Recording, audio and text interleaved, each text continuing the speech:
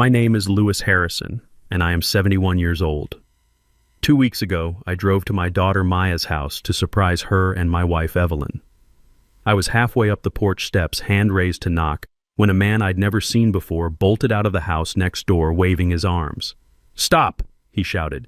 "Don't go in. I just called 911. My blood ran cold. 5 minutes later, the police were kicking in my daughter's front door. What they found inside, what I saw, shattered my entire life. But the most horrifying discovery wasn't the blood on the floor. It was the truth that my neighbor revealed, a truth that proved the monster I'd been fighting wasn't the monster at all. Before you hear the rest of this story, tell me in the comments where you're watching from. And please like and subscribe if you've ever learned that the person you trusted least was the only one telling the truth. I didn't even have time to process the man's words before the sound of sirens tore through the quiet suburban afternoon. He was an older black man, built solid like he'd spent time in the service, and his eyes were wide with urgency. He had a strong grip on my arm, holding me back on the sidewalk. "You can't go in there, sir," he said, his voice a low rumble. "I'm telling you, it's bad." My heart hammered against my ribs. "That's my daughter's house. My wife is in there, Evelyn." I tried to pull free, but he held fast. "The police are 2 seconds away. Let them handle it." His name, I'd later learn, was Henderson. He lived right next door. "What did you hear?" I demanded, my voice cracking. "What did you hear?" He looked back at the house, his face grim. "It started about 10 minutes ago. Yelling. Loud. A man's voice, then a woman's. Then a crash. Like a heavy piece of furniture going over, and glass shattering. Then the woman screamed. Not just a yell, but a real scream. The kind you only hear once." He looked me dead in the eye. "She pleaded, 'Please stop, you're hurting her.' Then it went quiet. Dead quiet. That's when I called." My mind was spinning. Hurting her. Hurting who? Maya or Evelyn? My wife was 69 years old. A gentle soul. The thought of anyone laying a hand on her, it made me see red.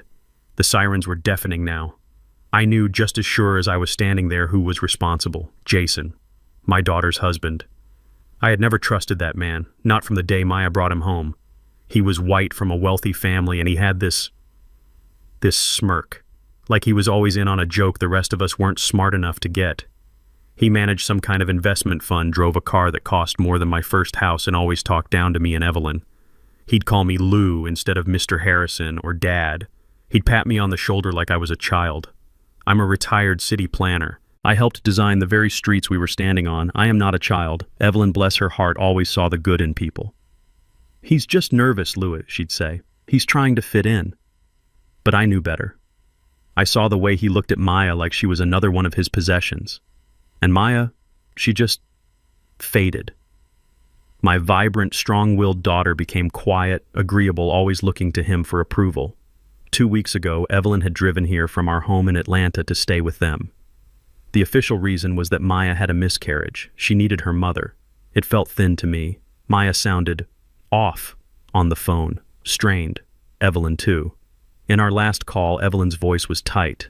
"Everything is fine, Louis. Just let me handle this. Maya needs me." Handle what I'd wanted to ask, but Evelyn was a private woman. I trusted her. Now standing on this sidewalk, my trust felt like stupidity. I should have come sooner. I should have trusted my gut. That miscarriage story was a lie. This was something else. This was Jason. 2 squad cars screeched to a halt, cutting off the street. 2 officers, a man and a woman, jumped out, guns drawn but pointed down. "What's the situation?" the male officer barked at Henderson. Henderson pointed. "Heard a violent altercation. Glass breaking. Woman screamed for help. No sound since." The officers moved up the walkway, stacking on either side of the front door. "This is the Atlanta PD. Open the door," the male officer shouted. Silence. My heart felt like it was going to explode. I pushed past Henderson, ignoring his protest. "My wife is in there, Evelyn Harrison. My daughter, Maya." The female officer put a hand up to stop me. "Sir, stay back. We need you to stay on the lawn." "That's my family," I roared. The officer shouted again. "Police, open the door now or we're coming in." Nothing, just a terrible heavy silence from inside the house. "Okay, breach it," the male officer said. He stepped back and slammed his heavy boot just beside the doorknob. The wood splintered, but the deadbolt held. Again! He kicked again. The frame cracked. On the third kick, the door flew open, slamming against the inside wall with a bang that echoed my own heartbeat. "Clear!" the officers yelled, disappearing inside, one going left, one going right. I couldn't wait. I didn't care what they said. I ran past the officer on the porch, Henderson right behind me. "Sir, I told you to wait." But I was already in the foyer. The smell hit me first. Something coppery, metallic, blood. The house was a wreck. A tall floor lamp was shattered, its shade crumpled. A heavy oak chair was on its side. Glass from what looked like a picture frame was scattered across the hardwood floor. "Evelyn!" I screamed. "Maya! In here!" The female officer's voice came from the living room just past the staircase. I ran toward the sound, and then I saw her. My world stopped. It just ceased to exist. Evelyn. My Evelyn. She was lying at the bottom of the stairs. Her body was twisted at an angle that bodies shouldn't be. Her eyes were open, vacant, staring at the ceiling. A dark, spreading pool of blood haloed her gray hair on the light tile floor. Oh God, no, no, no, no. I think I said it out loud. I don't know. My legs gave out. I stumbled, catching myself on the wall. This wasn't real. This was a nightmare. I was going to wake up in my own bed in Atlanta, and Evelyn would be there warm and safe beside me. But the copper smell was too strong. The silence was too loud. I stumbled past the officer, my mind refusing to process what my eyes were seeing. The living room was a scene of chaos. A tall, elegant floor lamp one Evelyn had picked out was smashed, its shade crumpled like a wad of paper. A heavy oak chair was on its side as if it had been thrown. Shards of glass from a shattered picture frame crunched under my shoes. But it was the silence that was wrong. The air was thick and heavy, and it smelled of something metallic, something coppery. Then I saw her. My world didn't just stop. It evaporated. At the bottom of the staircase, on the cold beige tile that Maya and Jason had been so proud of, lay my wife, my Evelyn. She was on her back, her body twisted at an angle that wasn't natural. Her eyes were open, staring blankly at the chandelier above. A dark, glistening pool of blood was spreading slowly from beneath her head. I don't think I made a sound. I couldn't. My lungs had turned to solid stone. This wasn't real. This was a nightmare.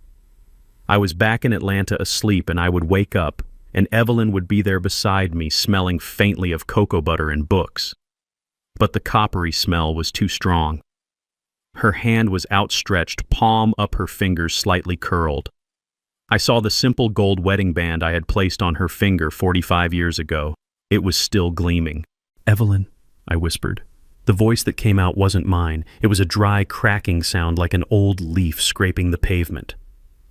This wasn't just a fall. Evelyn was clumsy sometimes, sure. She might trip, but she wouldn't shatter a lamp. She wouldn't overturn a chair. This was violence. This was rage. The female officer was suddenly kneeling beside her, her fingers pressing into Evelyn's neck. "I've got a pulse," she yelled. "It's faint, but she's breathing. Get a bus rolling now." Breathing. The word was a hammer blow. The stone in my chest cracked. I surged forward, my knees hitting the hard tile floor, the impact jarring my old bones. "Evie! Evie, baby, I'm here." I reached for her hand, the one with the ring. "Sir, don't touch her," the officer commanded. "Paramedics are on the way. We can't move her." I knelt there helpless, just 2 feet away from the love of my life. I stared at the blood matting her beautiful gray hair. I stared at the unnatural angle of her head. Who could do this? Who could do this to her? Evelyn was the kindest soul I had ever known. She baked for the neighbors. She volunteered at the library. She couldn't hurt a fly. My eyes stinging with tears I refused to let fall scanned the room again. The broken lamp, the overturned chair. And then my gaze traveled up the staircase. I hadn't seen her. My daughter. My Maya. She was crushed into the corner at the top of the stairs on the second-floor landing. She was huddled against the wall, her knees pulled tight to her chest, her face buried in her hands. Her entire body was shaking, racked with violent sobs. "Maya! I cried out, my voice finally finding its power. "Maya, what happened? Are you hurt?"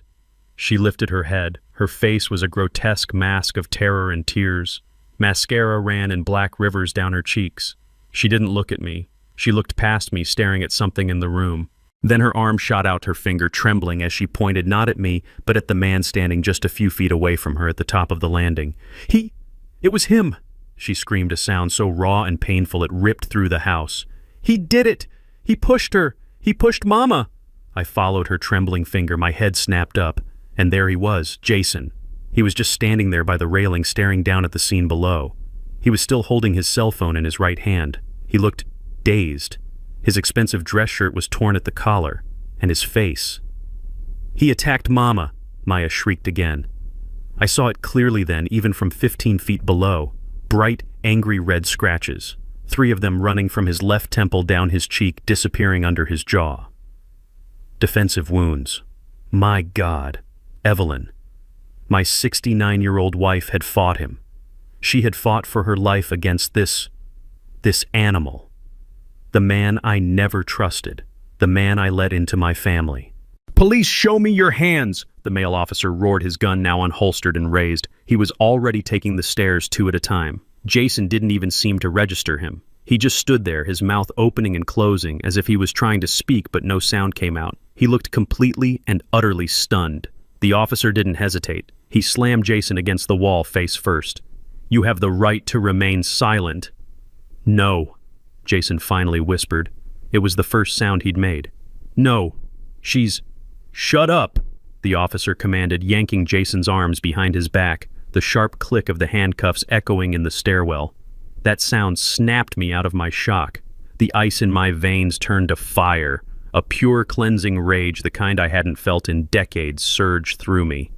"You," I roared, pushing myself up from the floor. "You worthless piece of trash, you did this." I lunged for the stairs, my only thought to get my hands on him to make him pay. But Henderson, the neighbor, was suddenly there, grabbing me in a bear hug. "Louis, no, let the police handle this. Don't you do something you'll regret." I fought against his grip, tears of pure fury finally blinding me. "He killed her. He killed my wife. I didn't. Jason started yelling, finally finding his voice as they dragged him down the stairs. He was twisting his eyes wild, looking not at Maya but right at me. "Mr. Harrison, Louis, please, it wasn't me. Check her laptop. Check Maya's laptop. His words were frantic, desperate, but Maya's screams drowned him out. "Liar!" she howled from the top of the stairs. "You monster! You tried to kill her!" The officers dragged Jason through the foyer and out the splintered front door. "Please!" he yelled one last time. "The laptop!" The front door slammed shut. I was left in the ruined living room, my chest heaving, my body shaking. Henderson still had a firm hand on my shoulder. Maya was sobbing uncontrollably, collapsing onto the upstairs carpet. And my Evelyn was still lying on the floor, so terribly still, as paramedics finally rushed in with a stretcher. Check her laptop. What kind of nonsense was that? The man was a cornered rat trying to bite anyone he could. My daughter was the victim. My wife was the victim. And he was the monster. I knew it. I knew it the moment I first laid eyes on him. The fluorescent lights of the hospital waiting room hummed. It was the only sound. A low, agonizing buzz that drilled right into my skull. It had been 6 hours. 6 hours since I watched them wheel Evelyn through those double doors. Her face pale, her beautiful hair still matted with blood. The doctor, a young man who looked barely old enough to shave, had used words I couldn't hold on to. Severe cranial trauma, pressure on the brain, medically induced coma. He spoke, but all I could hear was that hum. I was sitting on a hard plastic chair that felt like it was molded from ice. Beside me, my daughter Maya was a crumpled heap. She hadn't stopped crying. She was using a pile of rough hospital tissues, her body shaking with silent sobs. I put my arm around her, pulling her close. "It's gonna be okay, baby girl," I whispered. But the words felt like ash in my mouth. My wife was in surgery, and the man who put her there was my son-in-law. "Dad," she finally whispered, her voice raw from crying. "I have to tell you, I'm so ashamed." I held her tighter, my old heart aching for her. "It's not your fault, Maya. None of this is your fault." "But it is." She insisted, pulling back just enough to look at me, her eyes bloodshot and pleading. I let this happen. I hid it from you. I hid it from Mom. Hid what, baby? She took a ragged breath. Jason, it's a sickness, Dad. A gambling sickness. The word hung in the air between us. Gambling. It clicked. It made a terrible perfect sense. That expensive watch I'd seen on his wrist last month, the new sports car he'd claimed was just a company lease. That arrogant, entitled smirk he always wore. It wasn't the confidence of success. It was the bluff of a desperate, broken man. I didn't know how bad it was until about a month ago. She continued, the words spilling out of her in a torrent. I found statements, online accounts. He'd lost everything, Dad. He'd drained our savings account. The whole $80,000. $80,000. I felt the blood drain from my face. That was the money Evelyn and I had given them for a down payment. Our money. Money we had saved over 40 years of hard work. Gone. I confronted him. She sobbed, her body shaking. He promised he'd stop. He swore he'd get help. He begged me not to tell you. He said he was embarrassed to face you, that he couldn't stand for you to think he was a failure. That, too, made perfect sense. I had never hidden my disapproval of him. Of course he'd be afraid of me. And the miscarriage? I asked, my voice barely a whisper. The reason your mother came down here. Maya's face crumpled and she looked away, her shame palpable. There was no miscarriage, Dad. What? I lied, she whispered. I was so scared. I was desperate. I called Mom and told her that because I needed her. I needed someone. I was terrified of what Jason would do when he realized the money was completely, finally gone. I didn't know who else to turn to. So Evelyn had walked into a trap. My wife, the fixer, the one who always protected her children, had walked straight into a lion's den.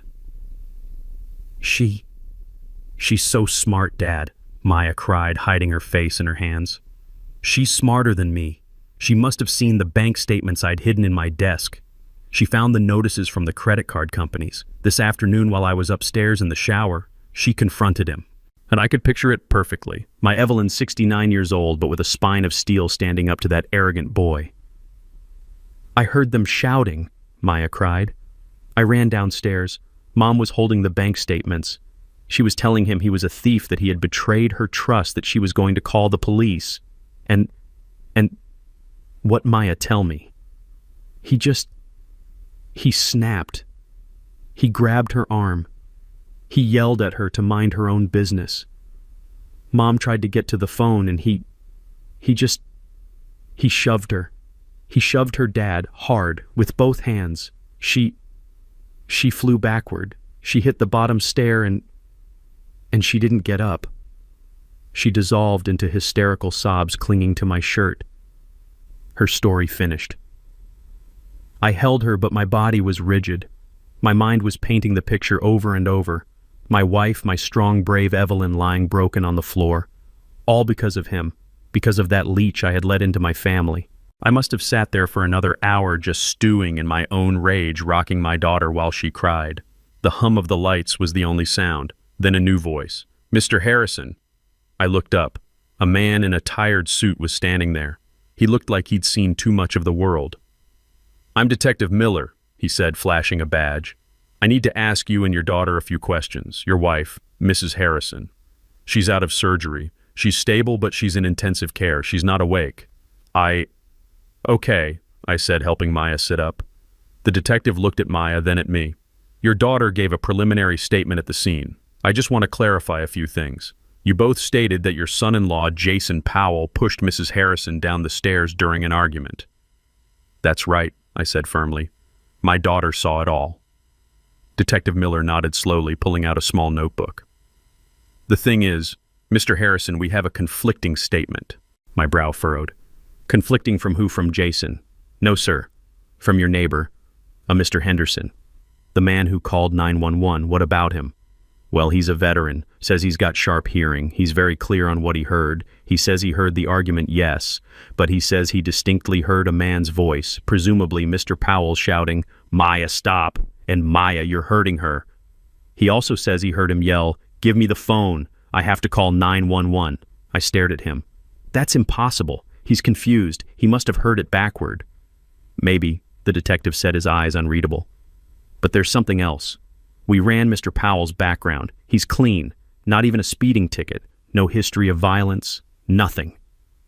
He paused, and his gaze shifted to Maya, who had suddenly gone very, very still. Your daughter, on the other hand.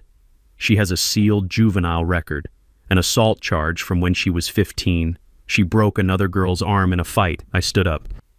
I stood. The ice in my veins was back. Now you listen to me, detective. Are you really standing there trying to blame my daughter? My daughter who just watched her mother almost get murdered. That was 20 years ago. She was a child. Kids get into fights. Sir, I'm just... No, I cut him off, my voice dangerously low. You're just... What? Trying to muddy the water. That man, Jason, is a gambler who stole $80,000 from my family. He attacked my wife when she confronted him. My daughter saw it. I saw the scratches on his face. My wife fought back. What more do you need? The scratches, yes, the detective said, unfazed. We're looking into those. The neighbor is an old man, I said, dismissing him with a wave of my hand. He's probably half deaf. He heard what he wanted to hear. My daughter is the victim here. So you go and do your job and make sure that monster stays locked up. The detective held my gaze for a long moment. Understood, Mr. Harrison. We'll be in touch. He turned and walked away, his footsteps echoing down the sterile hallway. I sat back down, my heart pounding with anger. How dare he? How dare he try to twist this? I looked at Maya. She was trembling again, looking smaller than ever. Dad, she whispered, he thinks I did it. No, he doesn't, I said, pulling her back into my arms, my resolve hardening like concrete.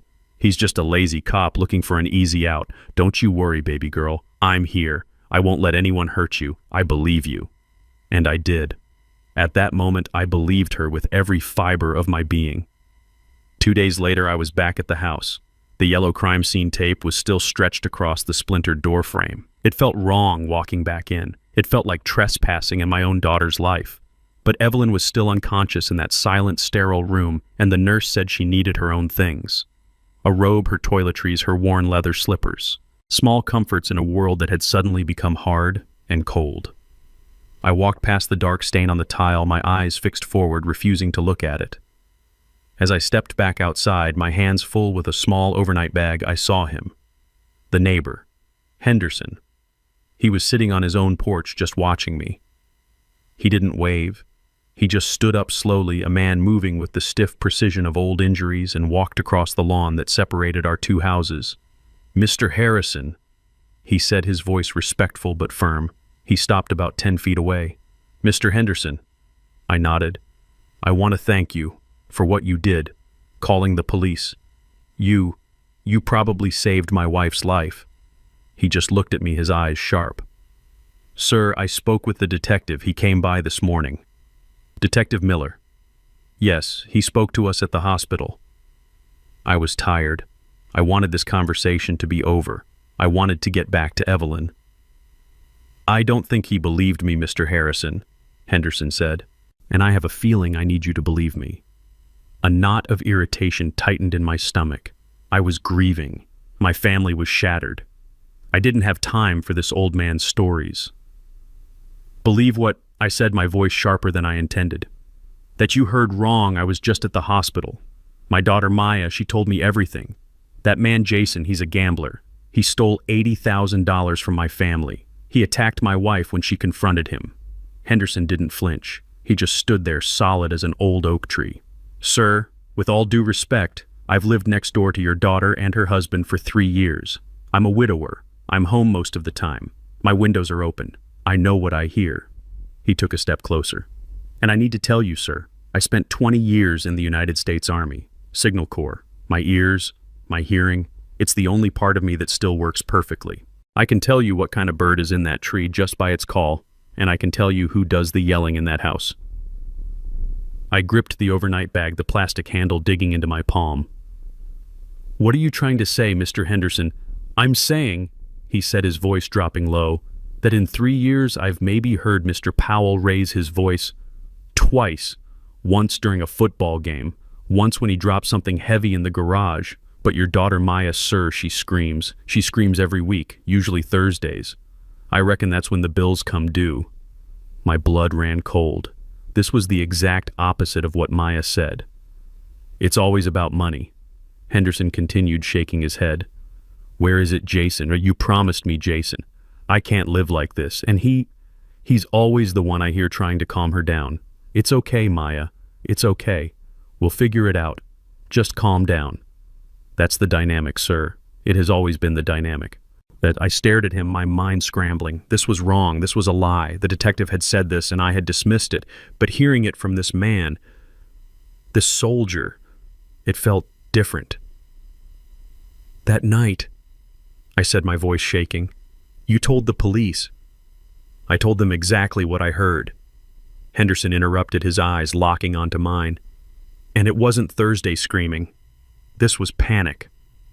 I was in my yard right by that fence. I heard your wife's voice. She was upset. She said something like, Maya, no, that's madness. Then I heard the crash, the glass breaking, the lamp, I guess. He took a deep breath like he was bracing himself. And then, sir, I heard Jason. And he wasn't calm. He was terrified. He shouted. And I mean shouted. He yelled, Maya, look what you did, you're hurting her. Then he yelled it again. Maya, get away from her. My mind just stopped. You're hurting her. And then, Henderson said, his voice barely a whisper, I heard him yell, give me the phone, I have to call 911. He let the words hang in the air between us. I couldn't speak. I just stood there frozen. This was impossible. Maya was the victim. Jason was the monster. I saw the scratches. Sir, Henderson continued, that was maybe 30 seconds before the big fall. I heard the scuffle. Then I heard the sound that a body makes, a heavy, awful sound at the bottom of the stairs, and the only person I heard screaming, he pushed her, was your daughter. After it was all over. I must have staggered because Henderson put a hand out to steady me. That's not what my daughter said. I whispered, the world tilting beneath my feet. I know, sir. Henderson said, his face etched with a sad, hard pity. That's why I'm talking to you. I'm just an old soldier, and I've seen friendly fire before. I've seen people get confused in the fog of war. But I also know when someone is lying to cover their flank. He looked me square in the eye. Mr. Harrison, I truly believe you are protecting the wrong person. I drove away from my daughter's house, but I couldn't go back to the hospital. I couldn't go back to Evelyn, not yet. I just parked on a quiet side street, the little overnight bag sitting on the passenger seat, mocking me with its simple domestic purpose. Henderson's words were a poison. They had seeped into my bloodstream and were now working their way to my heart. I think you are protecting the wrong person. It was nonsense. It had to be. My daughter was a victim. I saw her. I held her while she sobbed. My wife was a victim. I saw her lying in a pool of her own blood, but my mind kept pulling me back. The detective, the juvenile record, and Henderson's certainty. Maya, stop. You're hurting her. Why would he lie? And then like a key turning in a rusty lock. I heard Jason's voice again. Not the arrogant man I despised, but the desperate man being dragged out in handcuffs. Check her laptop. Check Maya's laptop. At the time, I'd dismissed it as the frantic raving of a guilty man, a pathetic attempt to shift blame to muddy the water. But what if it wasn't? What if it was the only true thing said that day? I felt a profound, bone-deep sickness. I was a city planner for 42 years. My job was to see the foundation beneath the facade. I dealt with facts, I dealt with blueprints. My entire life was built on looking at the structure of things, and right now the foundation of my family was cracking. My heart was telling me one thing, but my gut was telling me I was a 71-year-old fool who had been staring at the wrong blueprint all along. I couldn't go back to that hospital until I knew. I needed facts. The next morning I drove downtown. I didn't go to my old family lawyer. I couldn't. I went to a new firm, a name a colleague from the City Planning Commission had given me years ago. Angela Russo. She had a reputation for being a shark in a silk blouse. She didn't deal in family sentiment. She dealt in assets fraud and the cold, hard truth. I needed that. I walked into her sharp, modern office. I must have looked like what I was, a grieving, broken old man. "Ms. Russo," I said, my voice steadier than I felt. "My son-in-law was just arrested for the attempted murder of my wife. My daughter Maya is the primary witness. She's a wreck." I paused, letting the lie settle in the air. With her husband in jail and her mother in a coma, she's not capable of handling her affairs. She needs help. I need you to protect her. I need you to get a clear picture of her finances to secure her assets. Her husband was a gambler. I need to know how bad the damage is.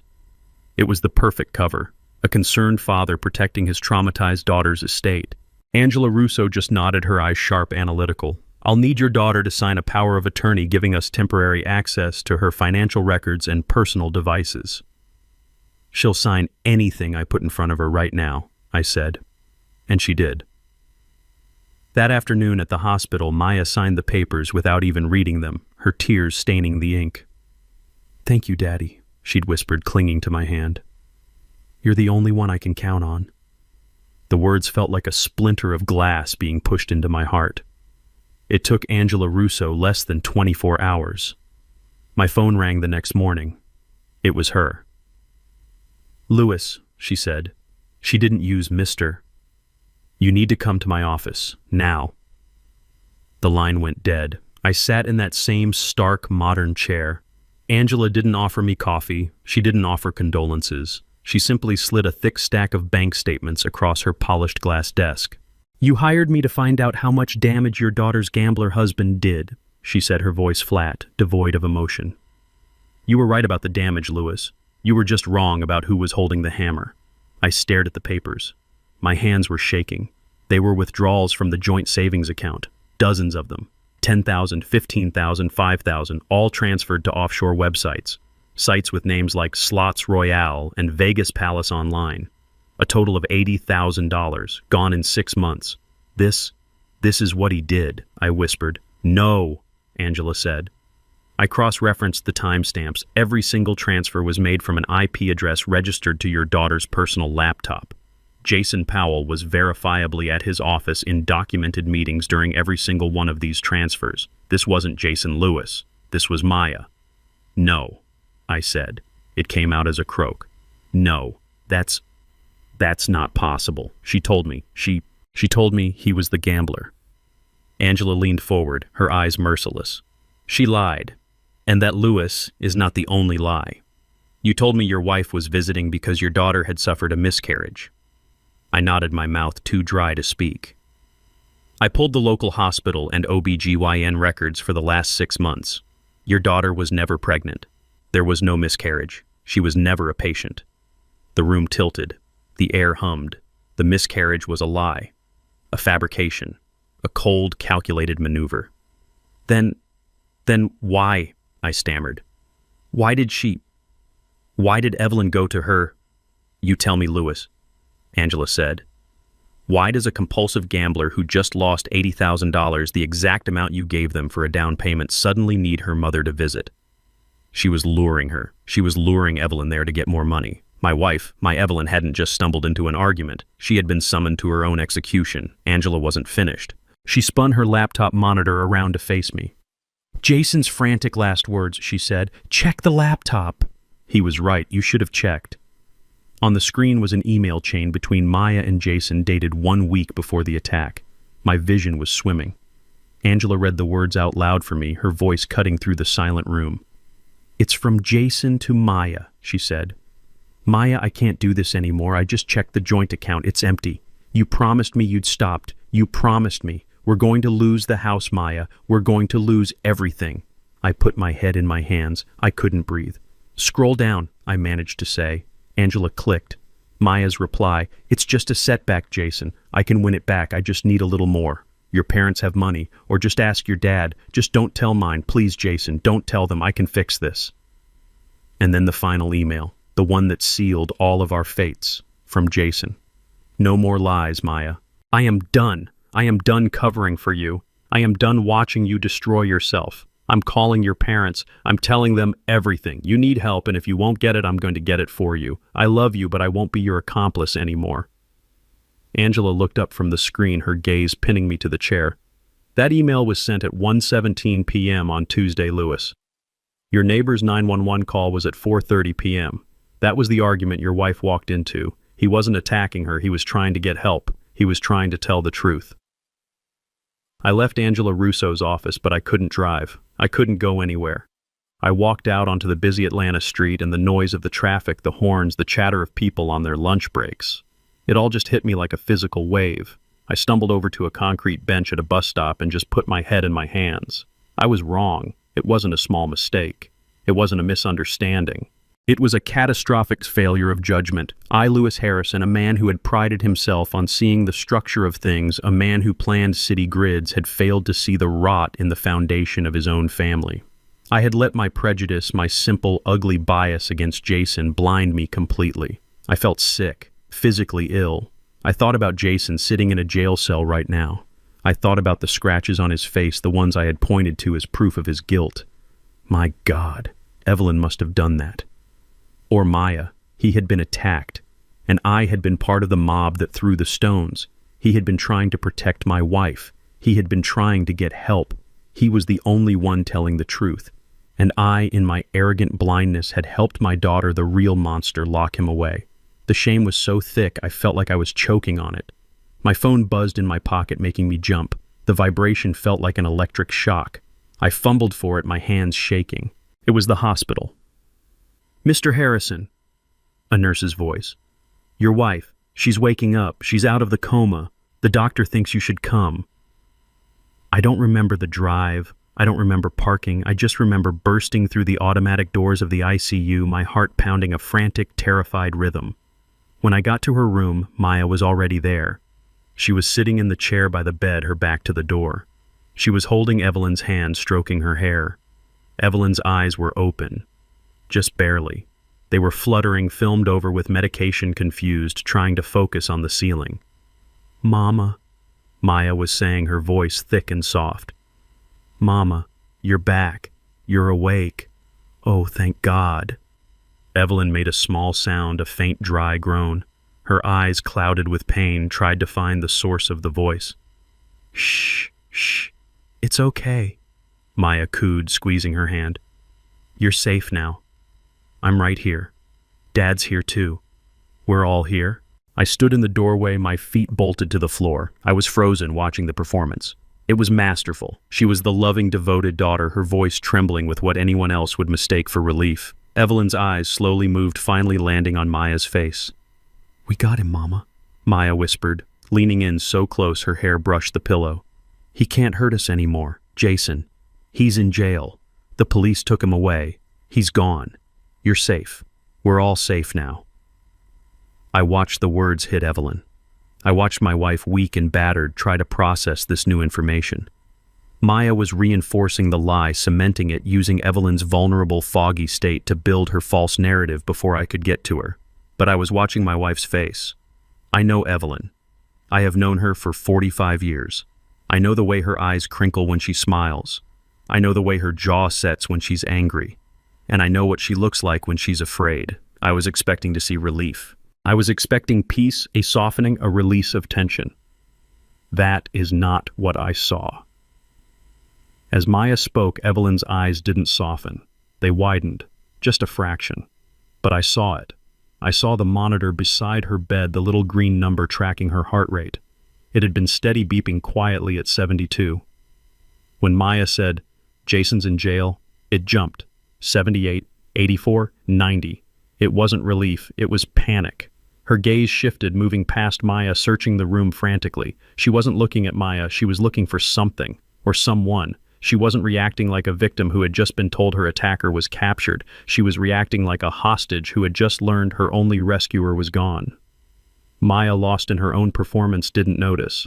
She was too busy playing her part. "It's okay, Mama. Just rest. I've got you." I had to get her out of that room. I stepped inside, forcing my voice to sound gentle, normal. "Maya, baby girl, you look exhausted. You've been here for hours." She looked up startled, her eyes wide. She quickly composed her face back into a mask of tear-streaked grief. "Dad, I can't leave her." "You need coffee," I said. It wasn't a suggestion, it was a command. "You haven't eaten a thing since this morning. You're no good to her if you collapse. Go to the cafeteria, get a sandwich, get something hot. I'll sit with her. I promise I won't leave her side for a second." She hesitated. Her eyes darted from me to Evelyn. She didn't want to leave.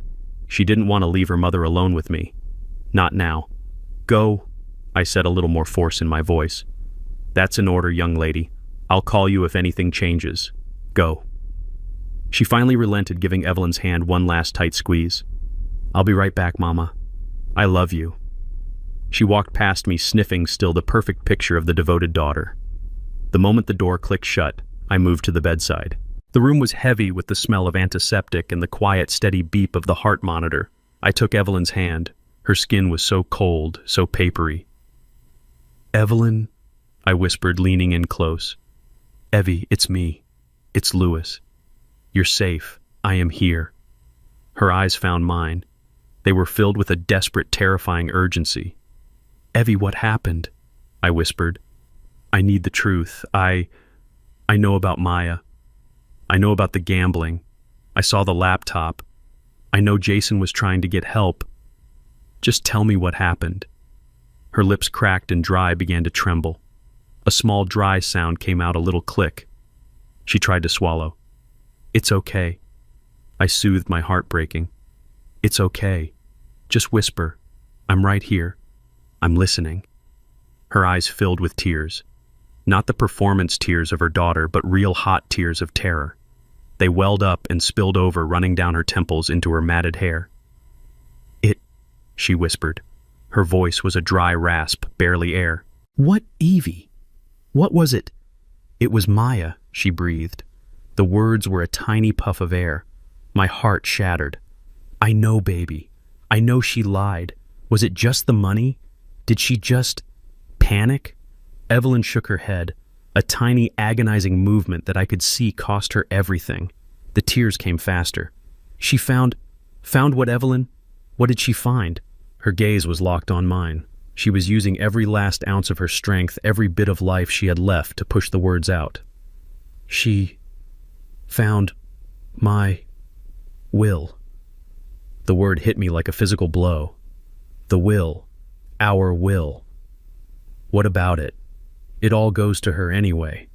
We signed it years ago. "No," Evelyn whispered. Her eyes closed for a moment as if in agony. "No, not my will." My mind seized on that one word. Will. It made no sense. "What are you talking about, Evie?" I whispered, my voice rough. "Our will. We did that together. We did that 20 years ago. It's simple. Everything we have goes to Maya. She knows that. What does our will have to do with anything?" I was confused. Was the head trauma making her delirious?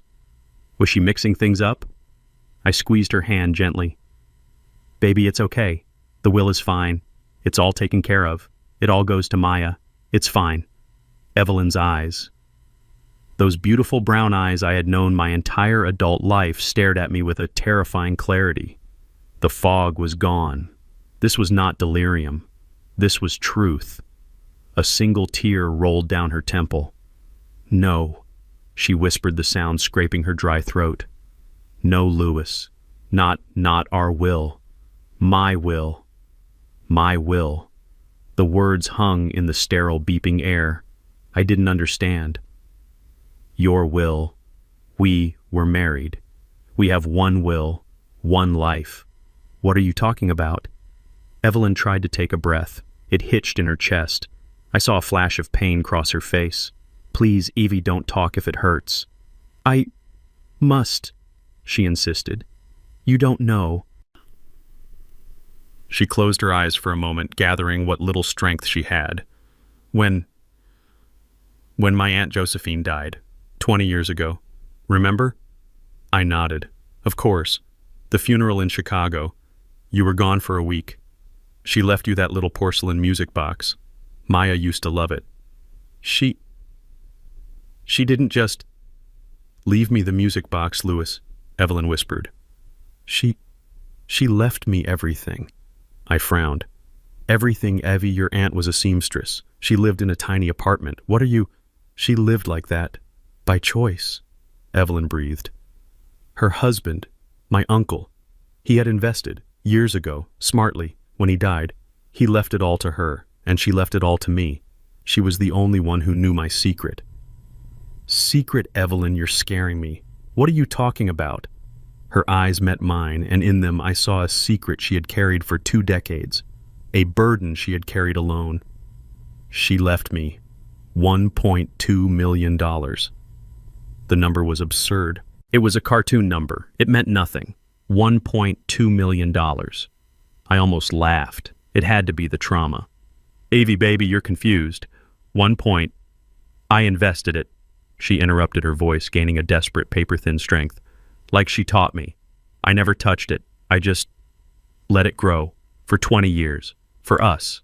For our retirement. For an emergency. I just stared at her. $1 million. My wife. My quiet, frugal Evelyn who clipped coupons, who bought her clothes at department store sales, who insisted we drive our old car until the wheels fell off. She was a millionaire. I don't understand. I stammered, my entire reality shifting under my feet. Why didn't you tell me? For 20 years, Evie. Why would you hide that from me? The tears were flowing freely, now hot and silent. Because of my father, she whispered, her voice cracking. You never knew him, but I remember. I knew her father had died when she was young. She never spoke of him. It was a locked door in her past. He was a gambler, Louis, she said, and the shame in her voice was still fresh after 60 years. He was a wonderful man. He could charm anyone. He could light up a room. But he had a sickness. The same sickness I saw in Maya. My heart stopped. She knew. She had known all along. He lost everything. Evelyn continued, her gaze distant, looking at a ghost in the corner of the room. The house, my mother's jewelry, my college money. He lost it all, and he couldn't live with it. He took his own life. I found him. Oh, Evie. I gripped her hand, my own guilt and shame now mixing with hers. When I got that money from Josephine, I was so scared. I was terrified. I saw what money could do. It was a curse. I hid it. I hid it from everyone. Even you. I'm so sorry, Louis. I was so afraid it would poison us too. It's okay, I whispered, though my mind was still reeling. It's okay. No, she said, her voice hardening. It's not okay, because I saw it. I saw the signs in Maya, years ago. The little lies about money, the way she always needed more. I tried to believe it was just youth. But then I saw her bank statements, the ones she left on her desk 2 months ago when I came to visit. The withdrawals, the websites, just like my father's. So what did you do? I did what I had to do, she said. I went to my lawyer, secretly. I changed my will. My will, the one just for my money, the $1 million. I took Maya out of it. You disinherited her. I left all of it, she sobbed, all $1.2 million to a charity, a foundation for gambling addiction. The pieces clicked into place with the horrifying sound of a cell door slamming shut. The will, the addiction, the lies. Evelyn, I said, my voice barely audible. That day, the day of the fall, did you tell her? Evelyn shook her head, her face pale. No, she found it. I brought a copy. In my suitcase. I don't know why. Maybe I was going to show her, to scare her into getting help. I don't know. She found it in your suitcase, I repeated, my voice flat. Yes, she whispered. When I was confronting Jason about the $80,000, I didn't know he didn't know. He was just as shocked as I was. He was trying to help me. He was the one who said we had to call you. He said Maya needed an intervention. And Maya She came downstairs. She must have been in my suitcase while we were arguing. She came down the stairs, holding the will in her hand. Her face. Louis, I've never seen such hate. She was screaming. Evelyn's words were coming in short, painful gasps. She called me a monster. She said I was stealing her future. She demanded I call my lawyer, that I change it, right now. I refused. I told her the money was going to help people like her, people who were sick. Evelyn's breath hitched. She lunged at me. She tried to rip the will from my hands. She just lost her mind, and she pushed me. She pushed me, Louis, down the stairs. I closed my eyes. I saw it. I saw my daughter consumed by rage pushing her mother into darkness. And Jason, I choked out the last question. The scratches Maya told me you fought him. No. Evelyn was crying openly now, a desperate, weak sound. No. Jason, he saw her. He screamed. He ran to the phone to call 911. And she couldn't say it. What, Evelyn? What did Maya do? The kitchen. She gasped, her eyes wide with the memory. The knife block. She grabbed a knife. She attacked him, Louis. She attacked Jason. To stop him from calling for help. He was just trying to save me. I stood by Evelyn's bed, my hand still holding hers, but my mind was 1,000 miles away. It was replaying a movie. Jason. The scratches. I had screamed at the detective about them. My wife fought back. My God. I was right, but I was wrong about who she was fighting. Evelyn's words echoed in the humming silence of the ICU. She grabbed a knife. She attacked him, Louis, to stop him from calling for help. Those marks on Jason's face, they weren't just scratches, they were defensive wounds. They were the marks of a man dodging a blade. He hadn't just been shoved, he had been attacked. And I, in my arrogance, in my 71 years of stubborn pride and prejudice, had pointed to those wounds as his condemnation. I felt a wave of nausea so profound I had to grip the bed rail. I had accused an innocent man, no worse. I had accused the other victim. I had stood by, comforting the monster, while the man who tried to save my wife sat in a jail cell. I hadn't just been blind, I had been an accomplice after the fact. The shame was a physical weight heavier than any grief I had ever known. It settled in my gut like cold lead. I felt dirty. I felt weak. I was 71 years old, and I had never felt more foolish or more wrong in my entire life. The lead in my gut turned to fire. I let go of Evelyn's hand. I pulled out my phone, my fingers shaking so badly I almost dropped it on the sterile floor. I didn't leave the room. I didn't care who heard. I punched Angela Russo's number. She answered on the second ring, her voice crisp. Russo. It's Louis Harrison, I said. My voice was low and it was shaking with a fury I had never known I possessed. He's innocent. Jason Powell. He's innocent. There was a half-second of silence. Louis, what are you? She told me. I cut her off, my voice a gravelly roar. Evelyn is awake. She told me everything. Maya did it. Maya attacked both of them. She pushed Evelyn. She attacked Jason with a knife. You have to get him out. You have to get him out now. Louis, slow down. I need a formal statement. Now. Angela, I shouted, causing a nurse at the station down the hall to look up. Get him out of that jail. Use the money. Use all of it. I don't care. Just fix this. Fix what I broke. I hung up without waiting for a reply. I needed air. I needed to see the monster I had been protecting. I walked out of the ICU, my blood roaring in my ears. I felt ancient, brittle, like I could shatter into 1,000 pieces. I saw her. She was just stepping off the elevator, a cup of coffee in one hand, her phone in the other. She looked calm, composed. She looked like someone who had just gotten a minor inconvenience out of the way. When she saw me, she smiled, that same practiced, tear-streaked, fraudulent smile. Dad, you're back. Is she okay? Did she say anything else? I didn't move. I just stood in her path, blocking her way to Evelyn's room. I let the silence stretch. I watched her smile falter. I watched the first flicker of confusion, then annoyance creep into her eyes. Dad? she said, her voice laced with that fake concern. "What's wrong? You're scaring me."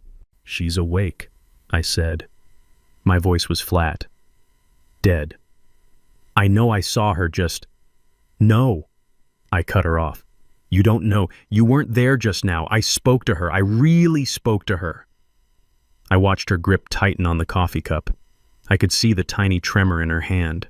What did she say?" "She told me Maya." I took a step closer, close enough to smell the faint scent of coffee and lies, close enough to see the panic flare deep in her pupils. "She told me everything." I expected her to crumble. I expected the dam to break. I expected tears, confessions, hysterical apologies, a complete breakdown. That is not what happened.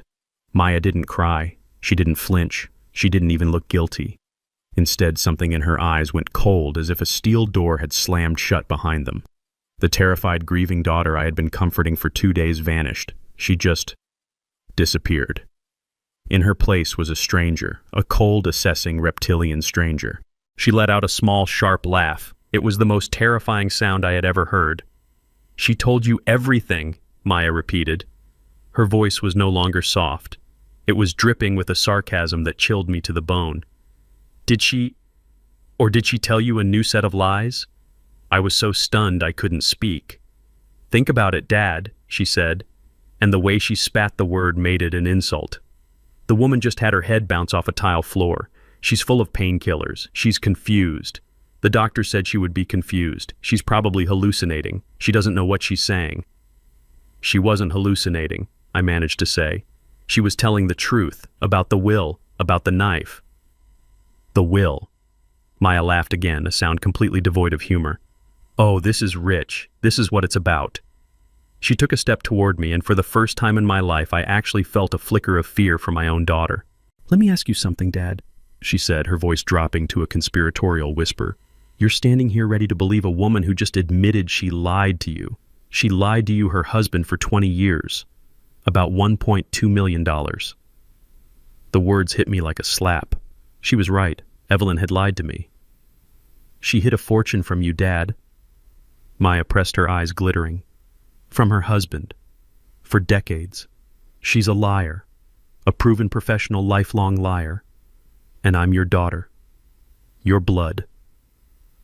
She was using Evelyn's confession against her. She was turning my own sense of betrayal into a weapon. "So who are you going to believe?" She hissed, her face inches from mine. "Are you going to believe the woman with the brain injury who just confessed to being a master liar? The woman who is going to give our money, your money, to a bunch of strangers rather than her own family?" She smiled. It was a cold, terrible, triumphant smile. "Or," she said, "are you going to believe me? Your daughter, the one who has always loved you, the one who is telling you the truth. Jason did this, and Mom is just confused. She's trying to protect him. Or maybe she's just trying to punish me for finding out about her secret money." I stood there in that sterile hospital hallway feeling like I was being torn in two. Maya's words were venomous, but they were also smart. She had found the one crack in my armor, the one place I was truly vulnerable, and she was driving a wedge into it with all her strength. Evelyn had lied to me. For 20 years, she had kept a secret that changed the entire shape of our marriage, our past, our future. $1 million. She had watched me pinch pennies, seen me worry about our retirement, listened to me talk about whether we could afford a new roof, all while she was sitting on a fortune. The betrayal felt fresh, sharp, and very real. It stung. And Maya, with her cold, reptilian eyes, saw it. She was using my own wounded pride, my own sense of being fooled, as her shield. "Who do you believe, Dad? The proven liar, or your blood? My daughter. My little girl. The one I had taught to ride a bike, the one I had walked down the aisle. She was standing right in front of me, her face a mask of false righteousness, daring me to choose. I could see the calculation in her eyes. She believed she had me. She believed that my pride, my male pride at being deceived by my wife, would be stronger than my bond with Evelyn. She thought I would side with her, my blood against the woman who had made a fool of me. For a second, a dark, awful second, she was almost right. The anger I felt toward Evelyn was so strong, so confusing. But then as I stared into my daughter's hard, challenging eyes, her face began to blur, and I saw other things. I saw Mr. Henderson, my neighbor, a man with no stake in this, standing on his lawn, his face etched with the sad certainty of a soldier. I think you are protecting the wrong person. I saw the scratches on Jason's face, not the chaotic marks of a scuffle, but the parallel, desperate slashes of a blade. She grabbed a knife. She attacked him. I saw Jason's face as they dragged him away, the pure, unadulterated shock and his desperate yell, "Check her laptop!" He wasn't trying to blame her. He was trying to show me. And most of all, I saw my wife. I saw Evelyn. Not the woman with the secret, but the woman in the hospital bed. I saw her eyes fluttering open, clouded with pain and medication, and I saw the raw, undilutable terror that filled them the second she saw Maya. The heart monitor, the spike, 90 beats per minute. That wasn't a lie. That wasn't a hallucination. That was the truth written in a language the body cannot fake. The fog in my head cleared. The anger at Evelyn evaporated, replaced by a cold, hard clarity.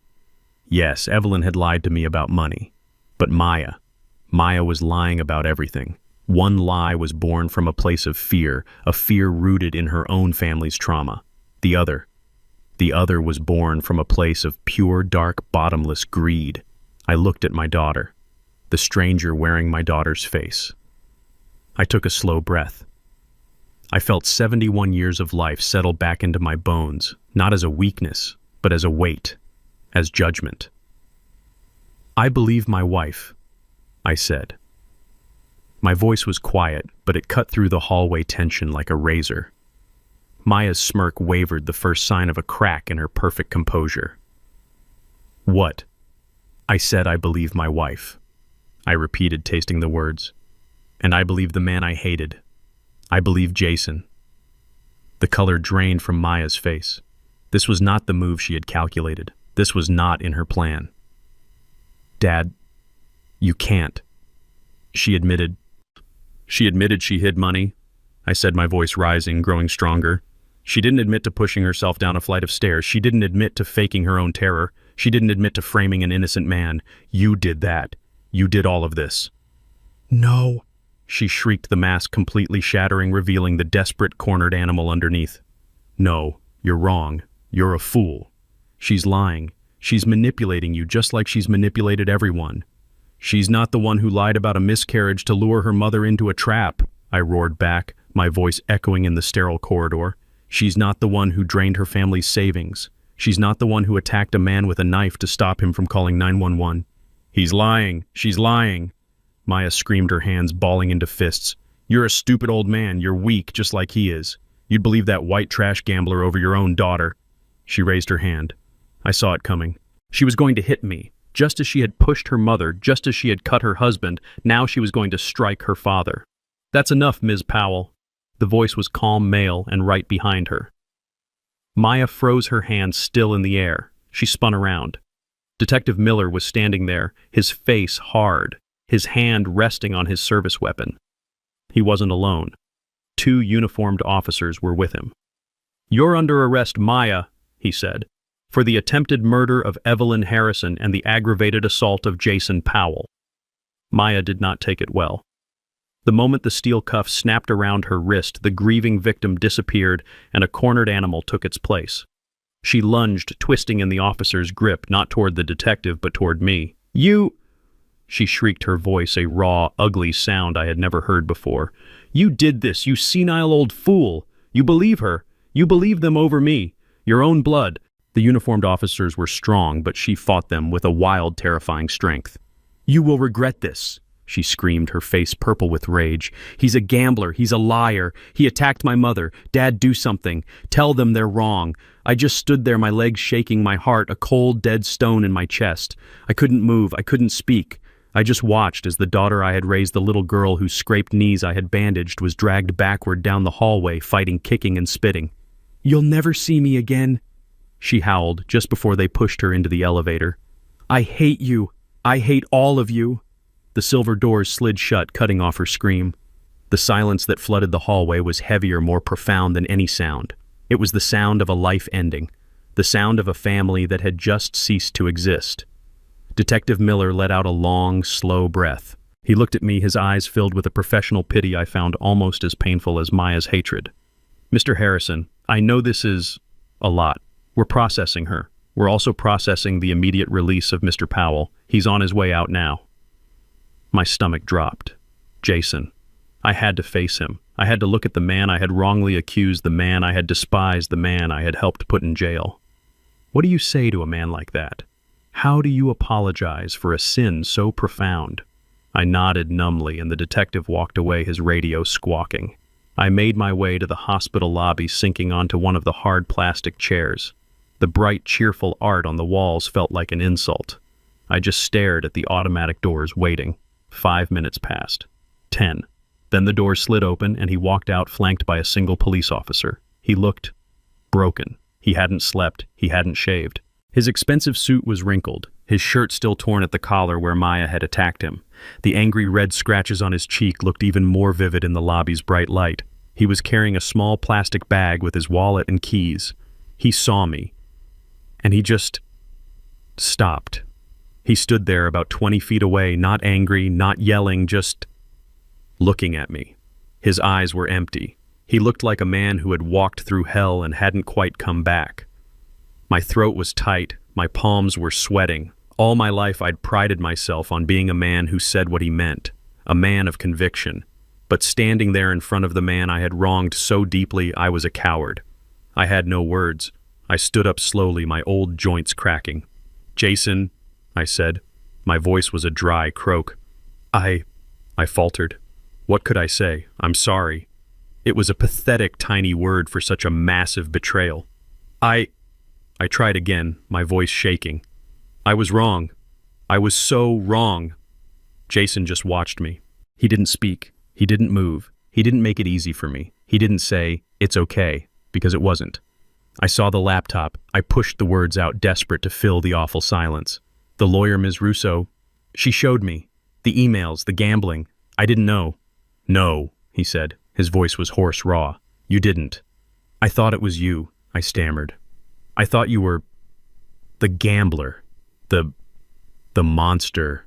He finished the sentence for me, his voice flat. "The arrogant white boy who wasn't good enough. The man who attacked your wife." I flinched because he was right. "Yes," I whispered. He finally moved, but only to slump onto one of the chairs, dropping his head into his hands. He looked like a puppet whose strings had just been cut. "She's good, isn't she?" he whispered, his voice muffled. "She had me fooled for a solid year. She had you fooled her entire life." I sat a few chairs down from him, a gulf of shame and silence between us. "The detective told me I said that she attacked you with a knife." He let out a dry, bitter laugh that sounded more like a sob. "Yeah, she did, when I tried to call 911. "I don't understand," I said, leaning forward. "Why did you never tell us? Why did you let us believe you were this person?" He finally looked up at me. His eyes were red-rimmed and so tired, so profoundly tired. "Lewis," he said, using my first name for the first time. "When did it start, the gambling? Was it just the 80,000? He shook his head slowly. "The gambling, it's been 5 years. The air left my lungs. 5 years. It started small," he said, his voice a monotone. "Online poker. Just fun," she said. "Just relaxing. I didn't find out until our savings account was empty, 3 years ago. I confronted her, she broke down, cried for days, swore it was a mistake, that she was stressed that she'd never do it again. And his voice cracked. I loved her, Lewis. I really did. So I believed her. I fixed it." "Fixed it how?" "I took $20,000, he said, looking away, "out of my own inheritance. Money my mother left me. I put it back into the joint account so the mortgage wouldn't bounce. I told her we were starting fresh. I set up alerts. I thought I had it under control. The man I thought was a leech. The man I thought was after our money. But she's a liar," he continued, his voice hardening. She's a brilliant liar. She opened new accounts, took out credit cards in her own name, then in my name, then in Evelyn's name. I didn't even know that part until the lawyer told me.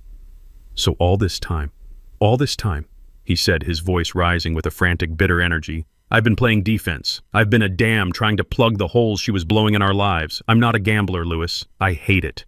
I've spent the last 5 years of my life trying to get her into rehab, trying to pay off shadow debts, trying to keep our heads above water. The arrogance, the smirk I always saw, the way he seemed stressed, distant. I thought you were arrogant. I whispered, the confession tasting like poison. The way you always looked, that smirk. I thought you were laughing at us, at our simple life.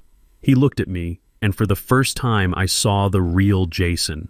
Not the stereotype I had built in my head, but a 38-year-old man who was completely and totally exhausted. Arrogance, he said, his voice breaking. That wasn't arrogance, Lewis. That was terror. That was the stress of knowing the next paycheck was already gone. That was the humiliation of having to lie to my parents to borrow money from them to cover her debts. That was the look of a man who hasn't slept through the night in 3 years because he's waiting for the next bank alert. The smirk, that was me trying not to burst into tears in front of you. I couldn't speak. My prejudice, my 71 years of hard-set conclusions had been so wrong, so profoundly, devastatingly wrong. Why? I finally asked. Why didn't you just tell us? Why protect her? Because I was ashamed, he cried out, pounding his fist on his knee. I was ashamed. I was supposed to be her husband. I was supposed to fix it, and I couldn't, and I was trying to protect you. Protect us. Yes, I didn't want you to see her like this. She's your little girl. I didn't want Evelyn to know what her daughter had become. I thought I could handle it. I thought I could get her in to help fix the money, and you would never have to know how broken she was. I was protecting you from the truth. He finally broke. He dropped his head into his hands, his shoulders shaking with silent, racking sobs. When Evelyn showed up, that's why I sent that last email. I was done. I couldn't do it alone. I needed her help. I needed your help. I was going to tell her everything that night. And Maya. She saw the email on my phone. He looked up, his eyes swimming in despair. When Evelyn confronted her, Maya just snapped. She saw her whole world ending. She pushed her. She pushed her own mother. And when I ran for the phone, she grabbed that paring knife from the kitchen. She just came at me. You won't ruin me, she screamed. You won't tell them. He touched the angry scratches on his cheek. This, he whispered, his voice broken. This was your daughter. This was the woman I was trying to protect.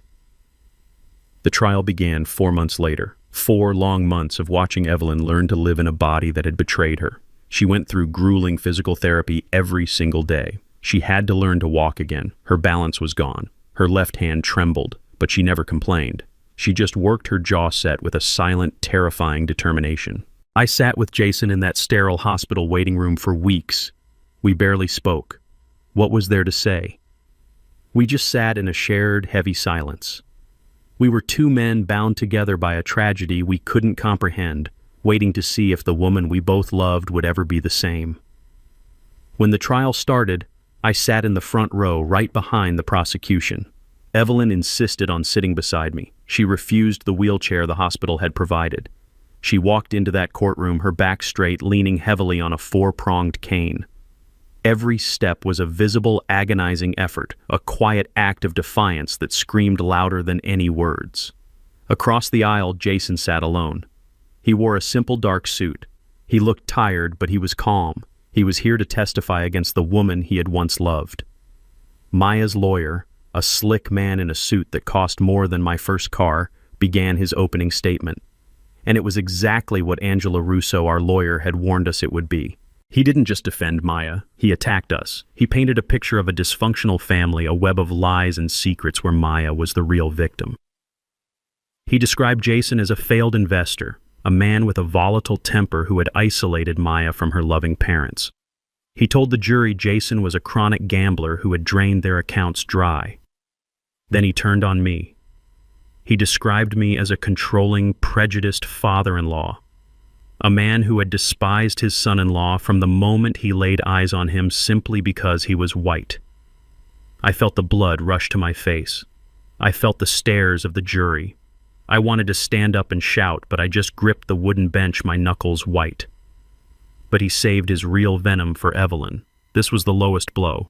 He painted my wife as a cold, manipulative, deceitful woman, a woman who secretly, gleefully hoarded $1 million fortune while her own daughter struggled, a woman who, when discovered, chose to give that fortune to strangers, a vague gambling charity, rather than her own child.